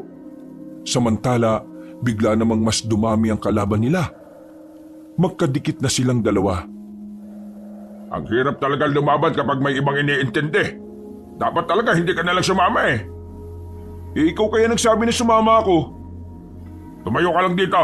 Ako nang bala sa kanila. Buong tapang na hinarap ni Mang Elmer ang mga aswang. Pero habang napapatay niya ang mga yon, meron namang mga dumarating. Kalaunan, nakakaramdam na rin ng pagod ang matandang lalaki.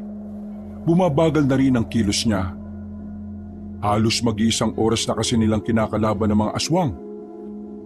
Sugatan na rin silang dalawa, pero hindi nauubos sa mga kalaban. Kung wag na natin silang patayin, habang pinapatay dumadami. Ano? Nag-iisip ka ba talaga? Kapag wala tayong pinatay sa kanila, tayo mamamatay. Kaya mo pa ba? Sanay ako sa ganito kaya mas intindihin mo lang ang sarili mo. Hindi na maigalaw ni Lorenzo ang kaliwang kamay niya. Mas marami kasing sugat ang parteng yon. Habang si Mang Elmer naman, nagagawa pa rin itong tiisin ng kirot ng mga galos. Ang problema lang talaga niya ay ang pagod. Tumingin-tingin si Mang Elmer sa paligid. Hindi niya pa nakikita si Nonoy. Pakiramdam niya noon, nagkamali siya ng hinala. Ganun pa man, itinuon na lamang niya ang atensyon sa mga kalaban nila. Nag-umpisa nang pumalibot yun sa kanila. Ito na ba ang huli? Sana pa na, umamin na ako kay Lola na kumupit ako sa kanya kahapon. Biglang sumilay ang nakakalokong ngiti ni Mang Elmer. Kalaunan ay natawa na lamang ito sa nangyayari. Bagay na ipinagtaka ng mga aswang. Napatigil din ng mga nilalang na parabang nagtataka kung ano ang binabalak na matanda. Oh, bakit kayo tumatawa? Nababaliw ko na ba? Kasi mamamatay na tayo? Hindi ko maiwasang matawa eh. Dahil sa mga oras na ito, aswang din ang magliligtas sa atin. Teka, sinasabi mo bang... Hindi na naituloy ni Lorenzo ang kanyang sasabihin nang biglang may batang lumitaw galing sa itaas. Nakita ni Lorenzo na si Nonoy ang batang yon. Nanlaki ang mga mata ng binata at hindi makapaniwala. Mas lalo pa itong nawindang nang makitang mabilis na kumilos si Nonoy palapit sa mga aswang. Pinagkakakalmot ng bata ang kapwa nito aswang. Mabilis, sobrang liksi. Hindi na nila namalayan kung nasaan na ang bata. Basta nakikita na lamang nilang tumutumba na ang mga kalaban. Naririnig nilang tumutunog din ang mga lieg ng mga yon. Teka, si Nonoy ba talaga nakikita ko? Magpasalamat ka na lang. Bumalik na rin sila sa pakikipaglaban. Sinabayan nila ang batang si Nonoy sa pakikipagbakbakan. Ang kaninang mga aswang na dumadami, unti-unti na ring nababawasan ng dumating si Nonoy. Nang mapansin ng mga aswang na tila hindi sila uubra kay Nonoy, unti-unti na silang umatras. Hindi na rin hinabol pa ni Nonoy ang mga yon. Nang matigil na ang labanan, nahihiya ang batang lumapit kay Mang Elmer. Hindi nito alam kung papaano ipapaliwanag ang tungkol sa tunay niyang katauhan. Noy, aswang ka rin ba? Totoo ba? Sige, magpaliwanag ka. Saka kita hahatulan kapag katanggap-tanggap ang mga sasabihin mo. Bumalik na po ang alaala ko nung nakaraan pa. Hindi ko po sinabi sa inyo kasi natakot po ko sa inyo eh. Alam ko po kasi kung gaano kalaki ang galit nyo sa mga aswang. Kaya naman naisipan ko pong itago ang totoo. Hindi pa lahat ng alaala ko bumabalik. Basta ang una ko lang naalala ay isa akong aswang. Yung mga bangkay ng aswang sa gubat, ikaw ba may gawa nun? Opo, ako po ang pumaslang sa kanila. Nang maalala ko kasi yung pagiging aswang ko, gusto ko nang umalis at hindi na magpakita sa inyo. Pero habang naglalakad ako, nakita kong may nahabol na lalaki. Kaya tinulungan ko po siya. Doon ko po nalaman, pwede pa rin pala akong maging mabuti kahit na aswang ako. Mang Elmer, ano pong hatol nyo? Kahit ako, nabibigla din eh. Hindi ko inakala na ganito pala si Nonoy. Kung ano man po ang gagawin niyo sa akin, maluwag ko pong tatanggapin. Alam ko pong kalaban niyo mga aswang. Kaya kung papaslangin niyo rin po ako bilang parte ng misyon po ninyo, hindi po ako magtatanim ng sama ng loob. Mamamatay po akong masaya dahil sa mga kamay niyo po ako namatay. Hindi. Walang papanaw. Ano pong ibig niyong sabihin? Ipangako mo sa akin na ang pagiging aswang mo ay gagamitin mo sa kabutihan. Kapag nagawa mo yan, ikaw ang kauna-unahang aswang na hinayaan kong mabuhay. Isa pa, hindi ka na ibang tao sa akin eh. Tinuring na rin kitang anak kaya mahirap para sa akin ang sinasabi mong paslangin ka. Naniniwala ako sa iyo. Naniniwala akong kaya mong maging mabuti. Kaya sana mangako ka, magiging mabuti ka. Hindi lang sa akin, hindi lang sa aming dalawa, kundi para sa lahat. Opo, pinapangako ko pong magiging mabuting aswang ako. Tutulungan ko po ang mga tao para makamit po natin ang kapayapaan. Mabuti naman at binigyan nyo ng konsiderasyon tong batang to. Pero, Nonoy, hindi mo ba kami kakagatin? Hindi naman po ako kumakain ng laman ng tao eh. Kapag nagugutom po ako, sa gubat po ako naghahanap ng hayop na pwedeng kainin. Sa ngayon, itatago natin sa ibang tungkol dito. Kapag nalaman ng mga tao na aswang ka at nasa poder kita, pareho tayong malalagay sa alanganin. Lalong-lalo ka na, Nonoy. Papatayin ka ng taong bayan. At hindi ko kakayanin kapag nangyari yun sa iyo. Opo, tatandaan ko po ang mga sinasabi ninyo. Pagkatapos ng senaryong yun ay umalis na rin sila doon. Kinaumagahan, si Mang Elmer na naman ang kinilalang pumaslang ng mga aswang. Hindi rin naman kasi nila masabi na si Nonoy ang halos umubo sa mga nilalang. Iritang-irita si Mang Elmer dahil kada dadaan sa bahay nila nakakatanggap siya ng papuri na alam naman niyang hindi dapat para sa kanya. Iniisip na lang niya na mas mainam na siya ang kilalaning gumawa noon kaysa malaman ng lahat kung ano ba talaga ang katauhan ng batang si Nonoy. Nasundan pa ng nasundan ang pagkamatay ng ibang aswang na nagtatangkang makalapit sa baryo nila. Lahat ng yon, si Nonoy ang gumagawa. Pinipigilan naman ito ni Mang Elmer, pero sadyang hindi yun nakikinig sa kanya. Gusto talaga ni Nonoy na siya mismo ang uubos sa mga kalahi niya. Alam mo naman na delikado ang ginagawa mo. Paano na lang kung mapahama ka? Tapos kami, wala kaming kaalam-alam. Sarap-sarap ng tulog namin tapos ikaw pala patay na. Hindi naman po ako napahamak eh. Ayos lang naman po ako. Ang kulit mo talaga eh. Ang gusto ko lang namang sabihin, huwag kang lalakad na mag-isa. Ngayong alam nilang nakikialam ka na sa problema, siguradong isa ka na sa pinaghahandaan nila. Noy, makinig ka na lang. Para din naman sa iyo yun at sa ating lahat. Kasi kapag napahama ka, sa tingin mo ba magiging palagay ang loob namin? Maapektuhan din kami, no? At kapag naapektuhan kami, siguradong mahihirapan din kaming lumaban. Opo, sige po. Pasensya po. Gusto ko lang naman po makatulong sa inyo eh. Mas makakatulong ka kung makikinig ka sa amin. Alam mo naman na ayaw kong napapahama ka. Baka mabaliw ako kapag nawala ka pa sa amin. Mahal na mahal ka niya si Mang Elmer, no? Di mo ba napapansin? Hindi na siya masyadong maangas. Nagbago na siya, malahimik ka nga. Bigwasan kita dyan eh. Oo, ayan. Bumalik na naman. Sige na. Kumain na lang talaga tayo. Sabay-sabay na naghapunan ng tatlo. Naging magaan naman ang mga sandali para sa kanila. Matapos kumain, ay naghanda na rin sila sa kanilang pagtulog. Mga bandang 10:00 ng gabi, mahimbing na ang tulog ng batang si Nonoy. Sasamantalahin na ng dalawa ang pagkakataon para lumakad. Pupuntahan kasi nila ang hinihinalang tinatambayan ng aswang tuwing gabi. Sigurado kayang hindi magigising at susunod ang batang yun?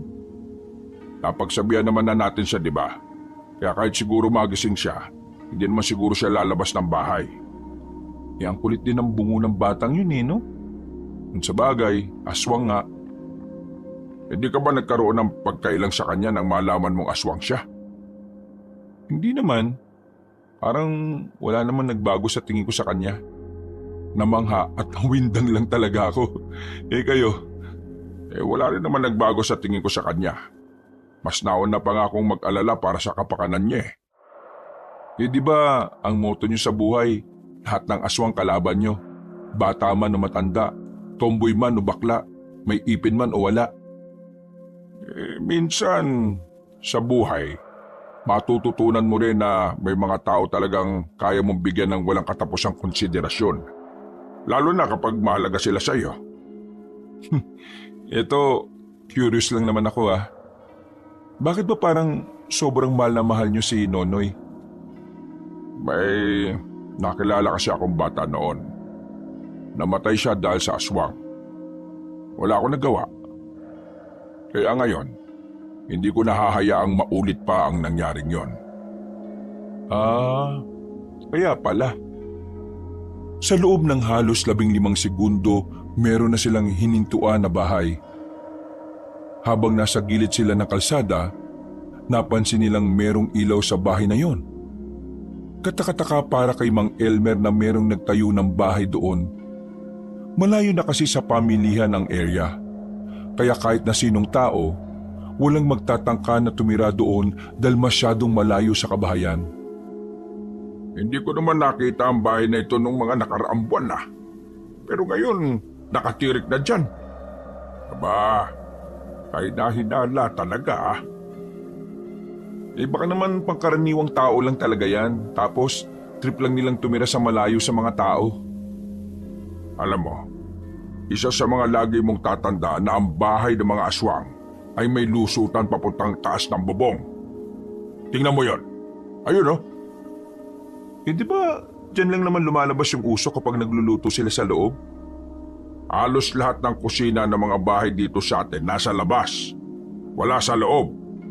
Kaya yung lusutan na yan, dyan sila dumadaan kapag lumalabas o bumabalik sila habang nakaanyong aswang.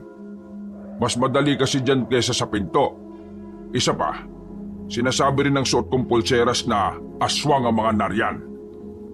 Lorenzo, bantayan mo ang paligid Lalapit tayo.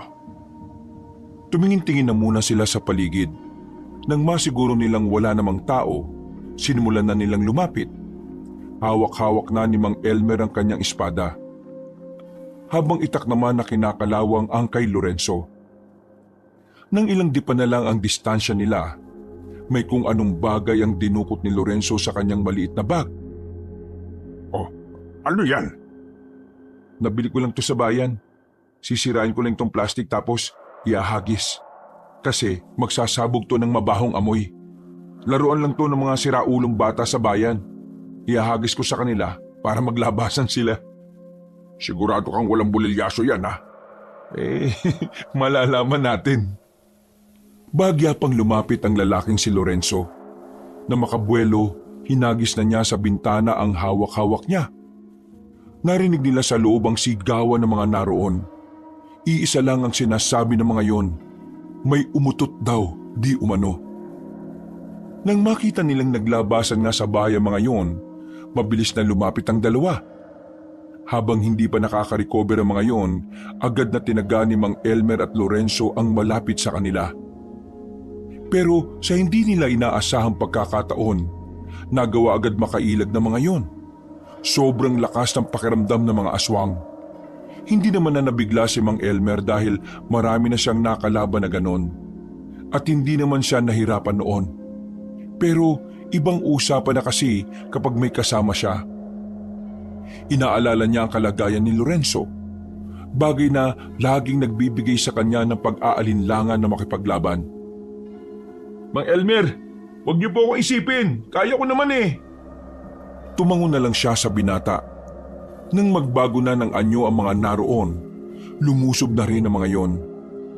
Sa laban na yon, kahit na papaano ay napanatag ang kalooban ni Mang Elmer. Nakikita niya kasi nakakasabay si Lorenzo sa kanya. Sa ilang buwan na kasi nilang magkasama, tila natuto na rin si Lorenzo kung papaano humarap sa mga kalaban. Makulit kang aswang ka ha? Oh, sa gilid mo! Aba, isa ka pa ha? Nakailag si Lorenzo at saka hinagupit niya ng itak ang isang lalaking aswang. Nang mapabagsak niya yon, humawi pa siya ng buhok at pakyut na tumingin kay Mang Elmer. Ayos ba? Aray! Bigla na lamang kinagat sa paa si Lorenzo ng isang aswang na naghihingalo. Mabuti na lang ay pinukulan agad ni Mang Elmer ng maliit na kutsilyo ang aswang, kaya nakabitiw din yun kaagad. Wisit! Pasira sa moment. Dami mo kasing alam eh. Ang sabi ko mag-focus ka. Puro ka katarantaduhan. Seryosohin mo kasi. Buhay mo nakataya dito. Sige, pasensya na. Akala ko kasi ako bida rito eh. Pero nasa na bang iba? Nakatakas na. Kaya mo pa bang tumakbo? Hindi na. Masakit eh. Ikaw na lang. Hindi ko na sila susundan. Delikado ka rito. Baka balikan ka nila. Inakay na lang ni Mang Elmer ang binata. Pinaupo na muna niya ito saglit sa gilid. Pumasok siya sa loob ng bahay.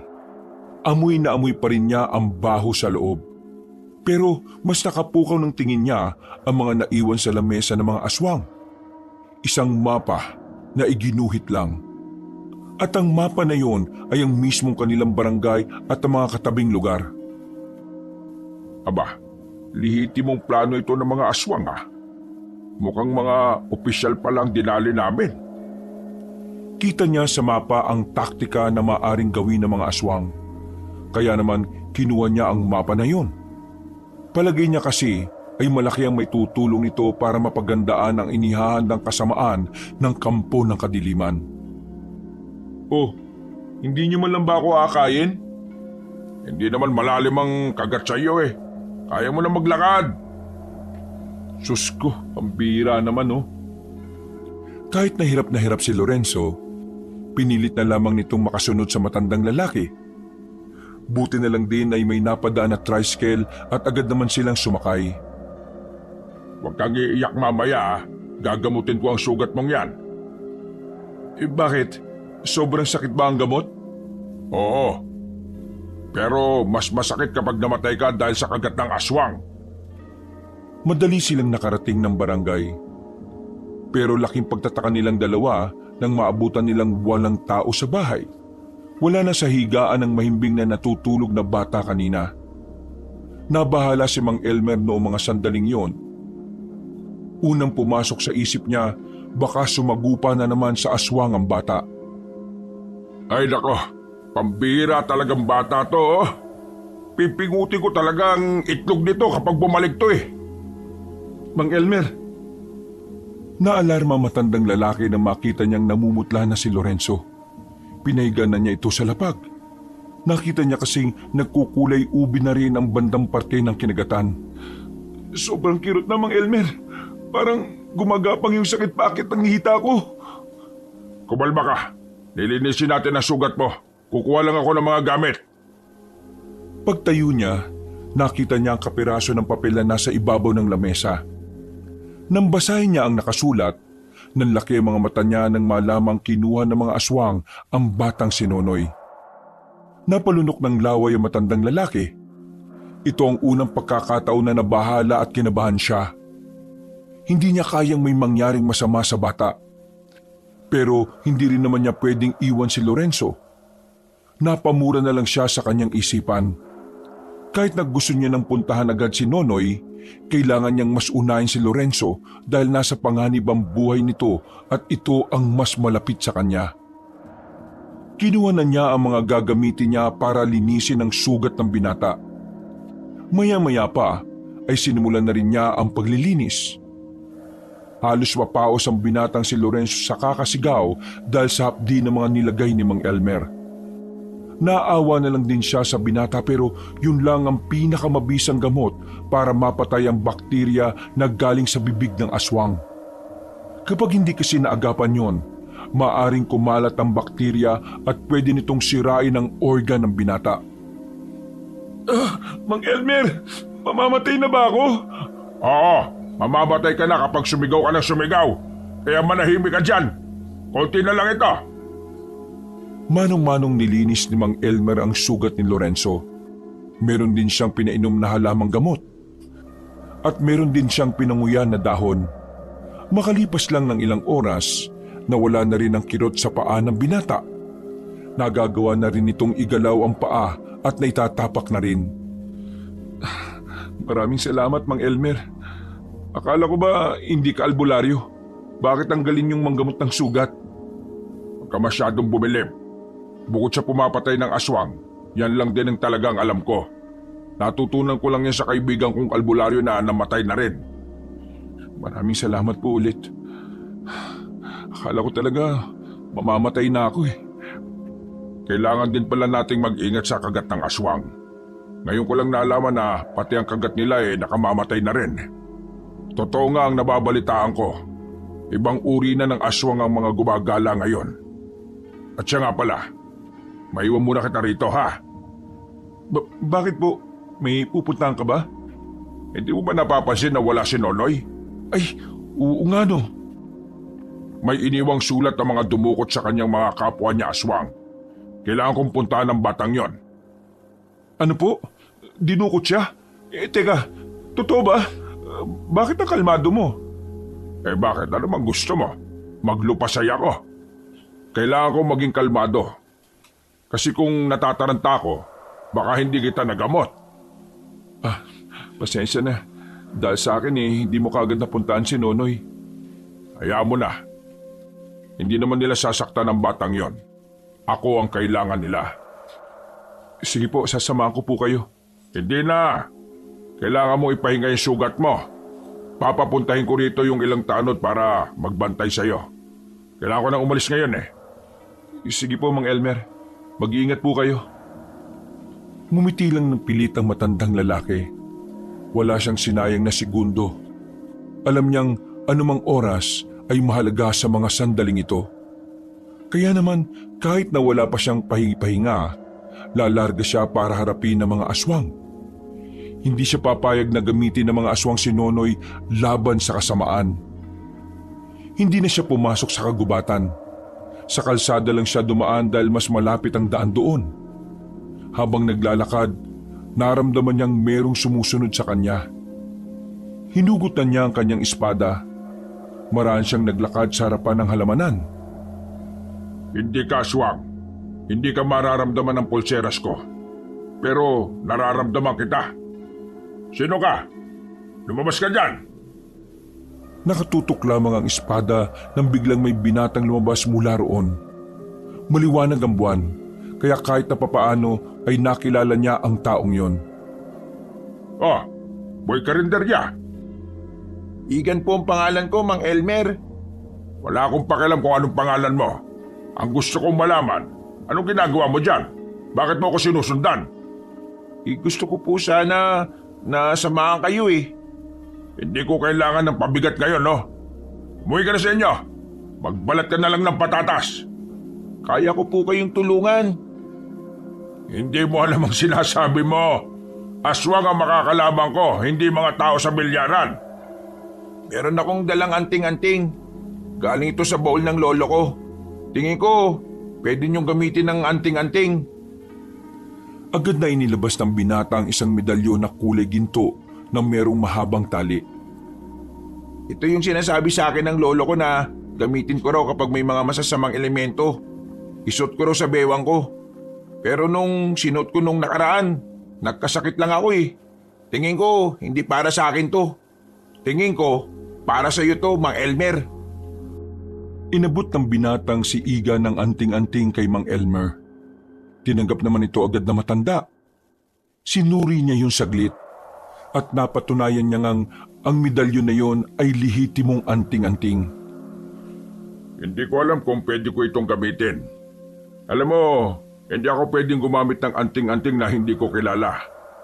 Ang mga anting-anting, mutya o agimat ay may mga buhay rin. Meron silang kinikilalang mga amo. Pero mag-aanim na taon nang wala si Lolo. Kung talagang nangingilala ng among anting-anting, tingin ko matagal na rin siyang naghahanap ng bagong amo. Bakit hindi niyo subukang gamitin? Suotin niyo, Mang Elmer. Huminga ng malalim si Mang Elmer. Kinakabahan siya. Yung kasi ang unang pagkakataon na susubok siya sa isang anting-anting. Ang paniniwala niya kasi noon, hindi na niya kailangan ng mga ganoong bagay. Dahil kaya namang lumaban ng umaasa lang sa sarili nitong lakas. Pero ibang usapan na kasi ngayon. Alam niyang ang mga kalaban niya ngayon ay hindi naggaya ng mga naunang pinapatay niya lang ng basta. Isinuot niya ang anting-anting. Nang nasa bewang na niya ito, wala naman siyang ibang nararamdaman. Kumusta? May nararamdaman ba kayong kakaiba? Wala pa. Hindi naman agad tumatalab ang anting-anting sa mga bagong tagapangalaga. Pero salamat sa anting-anting ah. Sige na, umuwi ka na. Pero gusto kong sumama eh. Hindi nga pwede. Bakit ba tigas ng bumbunan mo? Binigyan ko kayo ng anting-anting kaya dapat isama niyo ako. Sige na, Mang Elmer. Gusto ko maging proud sa akin ng tatay ko. Ikamamatay mo lang kung sasama ka sa akin. Wala kang kaalam-alam sa pakikipaglaban. Basta, wala akong pakialam kung mamamatay ako. Kung yun lang ang tanging paraan para matuwa sa akin ng tatay ko, gagawin ko. Sige nga, anong kaya mong gawin? Inilabas ni Igan ang nakatagong punyal sa likuran nito. Punyal ito ni Lolo. Ito ang gagamitin ko laban sa mga aswang. Bahala ka kung gusto mong sumama. Wala akong kasalanan kapag namatay ka, ha? Naku, maraming salamat, Mang Elmer. Hindi na lamang nagsalita si Mang Elmer. Nauna na itong naglakad. Hinayaan na lamang niya ang binata sa gusto nito. Nagpatuloy si Mang Elmer sa paglalakad. Tahimik lang naman si Igan kaya naging swabe ang kanilang paglalakad. Hindi ito gaya ni Lorenzo na kung ano-ano ang pinagsasasabi. Isang oras ang nakalipas, natanaw na rin nila ang isang lugar na ngayon lang din nakita ni Mang Elmer. Bago pa lang ang lugar na yon, tingin ni Mang Elmer ay sinadyang mabuo ang lugar na yon para lang talaga sa mga aswang. Mang Elmer, yan na ba yung lungga ng mga aswang? Oo, pero ako lang ang papasok, ha? Kapag hindi ako nakabalik sa loob ng kalahating oras, umalik ka na sa barangay natin. Puntahan mo si Kapitana. Sabihin mong abisuhan ng ibang manunugi sa iba't ibang barangay. Naintindihan mo ba ako? Yun lang ang gagawin ko. Oo, huwag ka na makulit. Makinig ka na lang. Sige po, masusunod po, Mang Elmer. Huminga ng malalim ang matandang si Elmer. Nang makabuelo, lumapit na rin siya sa baryo. Nakapasok siya sa baryo ng mga aswang nang walang nakakakita sa kanya. Pero ang numero unong problema niya ay kung saan niya hahanapin ang batang si Nonoy. Patay na. Napakamot na lamang ng ulo si Mang Elmer nang meron na siyang makasalubong ng mga aswang. Agad niyang kinalaban ng mga yon. Nakakapalag naman siya at nakakasabay sa mga ito. Ang kaso nga lang, nasira na ang plano niya. Kaya naman, habang nakikipaglaban siya, iniisip na niya kung ano ang susunod niyang gagawin. Marami pa kayong kakainin bigas, pero mas maganda kung isasaing niyo muna. Pagkahataw niya ng espada niya, bigla na lang niyang naramdaman na may tumusok na kung anong bagay sa leeg niya. Paghawak niya, kasing laki lang yun ng karayom. Unti-unting nanlabo ang mga paningin niya. Maya-maya lang, nagdilim na rin ang paligid. Hindi na alam ni Mang Elmer ang sumunod na mga nangyari. Basta't nagising na lamang siya na nakagapos na siya sa upuan. Kaharap niya ang mga aswang, pati na rin ang pinuno ng mga yon. Nasa pagkakaalala niya ay Magno ang pangalan. Hindi ka ba marunong makaintindi ng sulat? Ang sabi ko sa sulat, pupunta ka lang ng mapayapa. Kasi ang dapat mo lang gawin, isuko ang sarili mo kapalit ang bata. Pero anong ginawa mo? Pinaslang mo pa ang mga tauhan ka? Isang malakas na sampal ang natanggap ni Mang Elmer. Dumugo agad ang labi niya sa lakas ng impact. Pero hindi siya nagpakita ng kahit na anong pagkasindak. Sa halip, inangasan niya si Magno. Hindi ko kasalanan na mahihina ang mga tao mo. Baka nakakalimutan mong hawak ko ang batang pinakamamahal mo. Tingin mo pupunta ako rito kung nakalimutan ka? Pwede bang gumamit ka naman kahit kaunting utak? Nakakatuwa ka naman pala, no? Kahit na alam mong mamamatay ka na ngayon, nag-aangas ka pa rin. Ngayon na matatapos ang pagiging siga mo sa angkad ng mga aswang, Elmer. Napalingon si Mang Elmer sa pintuan nang may ipinasok na lalaki ang mga aswang. Nadismaya ang matandang birador. Ang pag-asang may darating pa sa kanila ay nalusaw dahil sa pagkahuli kay Igan. Pasensya na, Mang Elmer. Patakas na ako. Nahuli nila ako eh. Pambihira ka. Wala na. Tanggapin na lang natin ito na ang huli nating buhay. Tumawa ng malakas sa matandang si Magno. Tuwang-tuwa itong makita na nawawala na ng angas si Mang Elmer. Tingnan mo ang mukha mo. Para kang kawawang tuta. Sige na mga bata. Dalhin nyo na ang dalawang yan sa bakuran ng headquarters natin. Maranay nila ng mga aswang ang dalawa. Halos makaladkad si Mang Elmer at Igan. Pagdating nila sa malawak na bakuran, ay itinali ang kamay nila sa magkabilang kawayan. Naririnig na nila ang mga hiyawan ng mga aswang, mga hiyawan ng pagdiriwang at pagkagigil. Maya-maya lang, dinala na rin ng mga aswang ang batang si Nonoy. Tinanggal mismo ni Magno ang pagkakabusal sa bibig ng bata. Nonoy, sinaktan ka ba nila? Ayos ka lang ba? Hindi po ako sinaktan. Huwag niyo na po akong intindihin. Pero bakit pa po kayo nagpunta rito? Mapapahamak pa po kayo rito eh. Nagpunta ako rito para sa'yo. Hindi ko hahayaang may gawin silang masama sa'yo.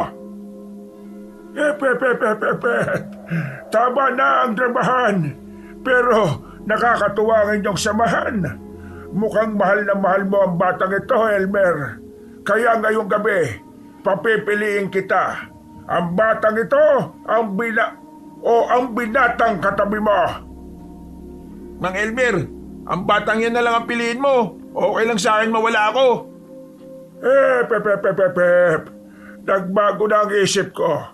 Mukhang wala naman palang halaga ang buhay ng binatang yan. Kaya ganito na lang ang gagawin natin. Ikaw binata ka. Ikaw ang mamimili kung sino sa batang ito at sa matandang yan ang papatayin mo. Ano po? Sinasabi niyo bang isa sa kanila ang papatayin ko? Ang talino mo. Sige na, pakawala na ang binatang yan. Inabot ng isang aswang ang espada ni Mang Elmer kay Igan. Nanginginig pa ang kamay ni Igan nang hawakan niya ang espadang yon. Hindi dahil sa mabigat, kundi dahil sa kaba na nararamdaman. Igan, ako ang paslangin mo. Matanda na ako. Marami na ako nagawa. Huwag po. Ako na lang kasi aswang po ako. Ano? Aswang ka? Bilisan mo. Pumili ka na kung ayaw mong silang dalawang mamatay. Kasama ka. Namumutla na sa kaba ang binatang si Igan. Hindi nito alam kung sino ang pipiliin niya. Pero kailangan na niyang gumawa ng desisyon. Dahil sa oras na mapuno ang pasensya ng pinuno ng mga aswang, siguradong mamamatay ang dalawang yon kasama siya. Mang Elmer, pasensya na pero ikaw ang pipiliin ko. Wala akong magawa. Huwag ka gumigay ng pasensya. Masaya ako mamamatay dahil espada ko ang gamit mo. Lumapit na si Igan kay Mang Elmer. Itinaas na ni Igan ang espada. Handa na sana nitong gawin ang pinakamabigat na desisyon ng buhay niya. Nang biglang nabulabog ang mga aswang sa paligid. Narinig na lamang nila na may mga umaatake na sa baryo. Nakita nila ang mga manunugis at ang ilang tanod. Nakita rin nilang naroon si Lorenzo na kasama pa ang lola nitong si Bullet. Lahat ng mga yon ay may mga bitbit na mahahabang itak. O ano? Bakbaka na! Nagpulasan na ang mga aswang. Maging ang mga nagbabantay kina Mang Elmer ay nagsialisa na rin. Inuna ng mga aswang ang pakikipaglaban kaysa intindihin ng mga bihag. Mga buwisit! Nang umalis si Magno, agad din namang lumapit si Lorenzo para kalagan sila. O Igan, paano ka nakarating dito? Nako, mahabang kwento. Kayo na mo ng bala sa mga iba. Ako nang bala kay Magno. Nanoy, protektahan mo si Bullet. Huwag niyo akong intindihin, ha? Kaya kong sinaulong yon. Agad na umalis si Mang Elmer para sundan ang pinuno ng mga aswang. Nakarating sila sa bakanting lupain na katabi lang din naman ng baryo. Sa ilalim ng bilog na buwan, makakaharap ang dalawang matanda. Sa pagkakataong ito, hindi nahahayaan pa ni Mang Elmer na makatakas ito ulit sa kanya. Bakit parang nanahimik ka na yata? Kinakabahan ka na ba? Wala naman akong dahilan para kabahan. Baka ikaw ang kabado. Nagtawag ka pa talaga ng mga alipores ba? Hindi ako nagtawag. Sadyang may mga utak lang talaga ang mga kasamahan ko. Hindi sila gaya ng mga tauhan mo na mga gamunggo lang ang utak. Tama lang daldalan. Simulan na natin to. Nagbago na ng anyo ang aswang na si Magno. Nang magkulay itim at pumuti ang buhok nito, napagtanto na ni Mang Elmer na isa pala itong gabunan. Walang pag-aalinlangang lumusob si Magno. Kahit na pinaghandaan niyo ni Mang Elmer, tumalsik pa rin siya nang suntukin siya ng pinunong aswang. Buti na lang ay nasalag niya yun ng espada kaya wala siyang galos. Kinabigla ni Mang Elmer ang kakaibang lakas ng kanyang kalaban. Sa puntong yun pa lang, natatansya na niyang hindi niya kakayanin si Magno. Kung ikukumpara ang lakas niya sa kalaban niya, sobrang layo ng diferensya. Alam niyang hindi siya uubra kahit na marami na rin siyang karanasan sa pakikipaglaban. Isa pa, yun din kasi ang unang pagkakataon na may nakaharap siyang gabunan. Anong problema? Nag-aalala ka ba sa mga kasama mong nakikipaglaban? O nag-aalala ka para sa sarili mong kapakanan? Huwag ka masyadong kampante. Nag-uumpisa pa lang ang laban. Mamaya ka na magyabang kapag nakita mong naghihingalo na ako. Pumorma na si Mang Elmer. Lalakasan na lamang niya ang kanyang loob. Yun lang ang pwede niyang gawin para kahit na papaano, tumagal pa ang laban at makapag-isip pa siya ng ibang paraan. Sa sunod na pag-atake ng aswang sa kanya, sinubukan niyang makatsyempo. Umilag siya at nakakita siya ng pagkakataon para patamaan si Magno.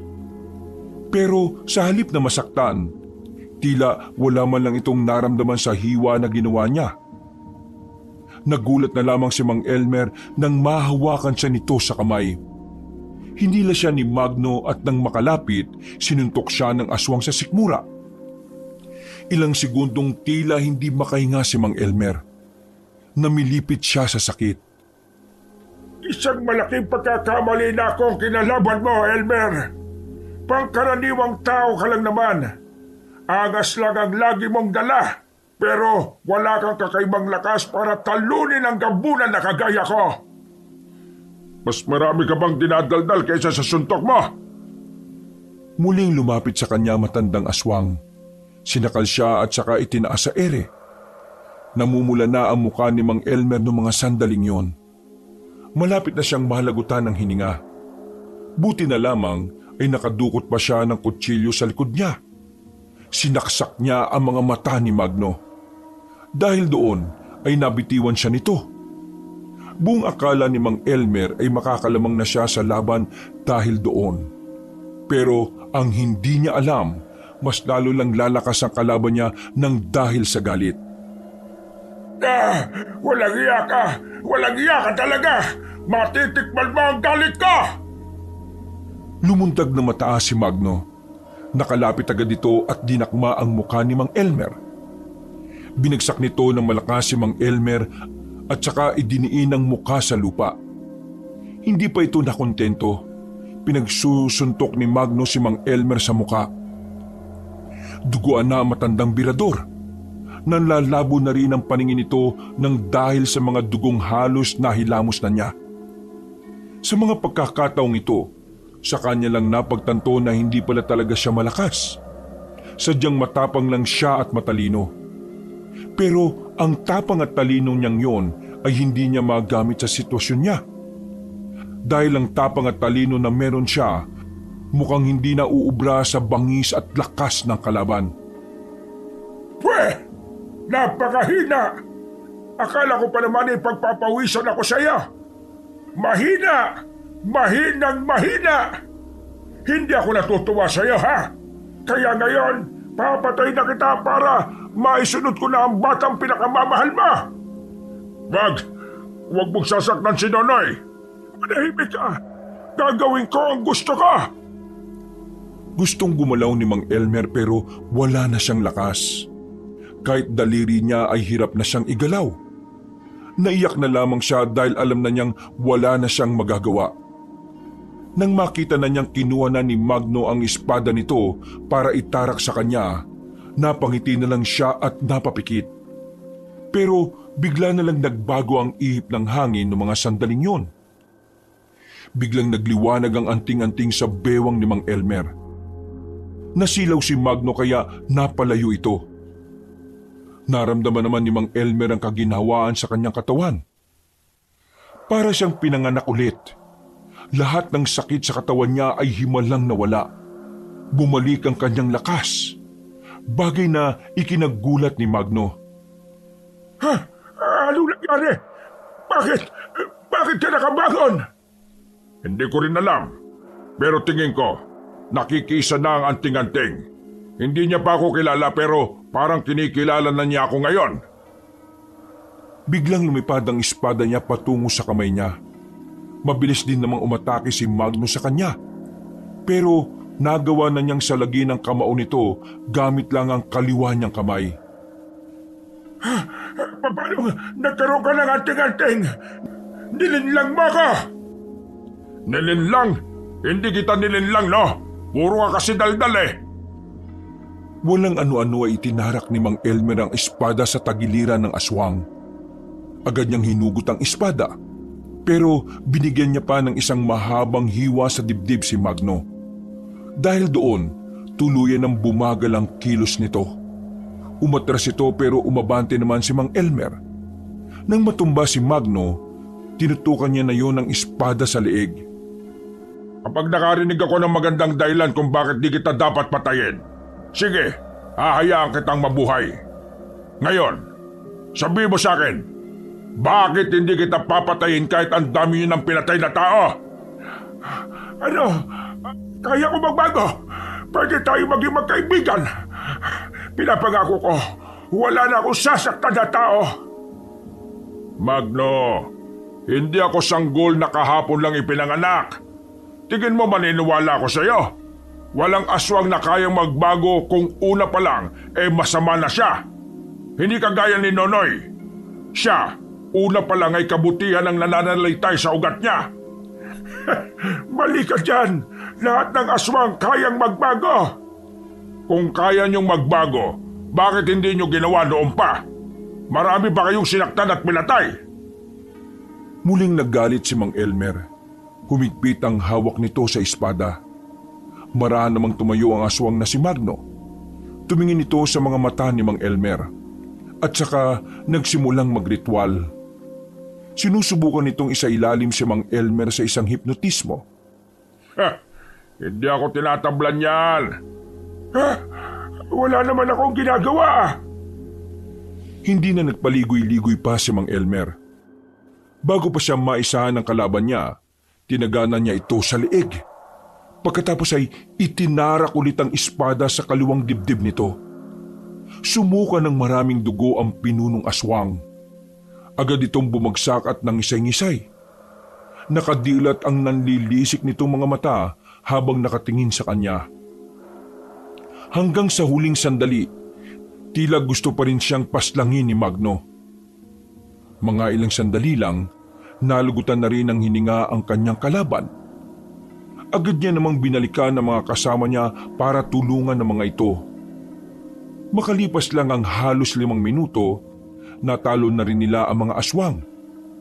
Marami ang sugatan sa kanila, pero maswerteng wala namang nasugatan. Mga kasama, naipanalo natin ang laban. Wala na ang mga aswang. Payapa na ulit ang probinsya natin.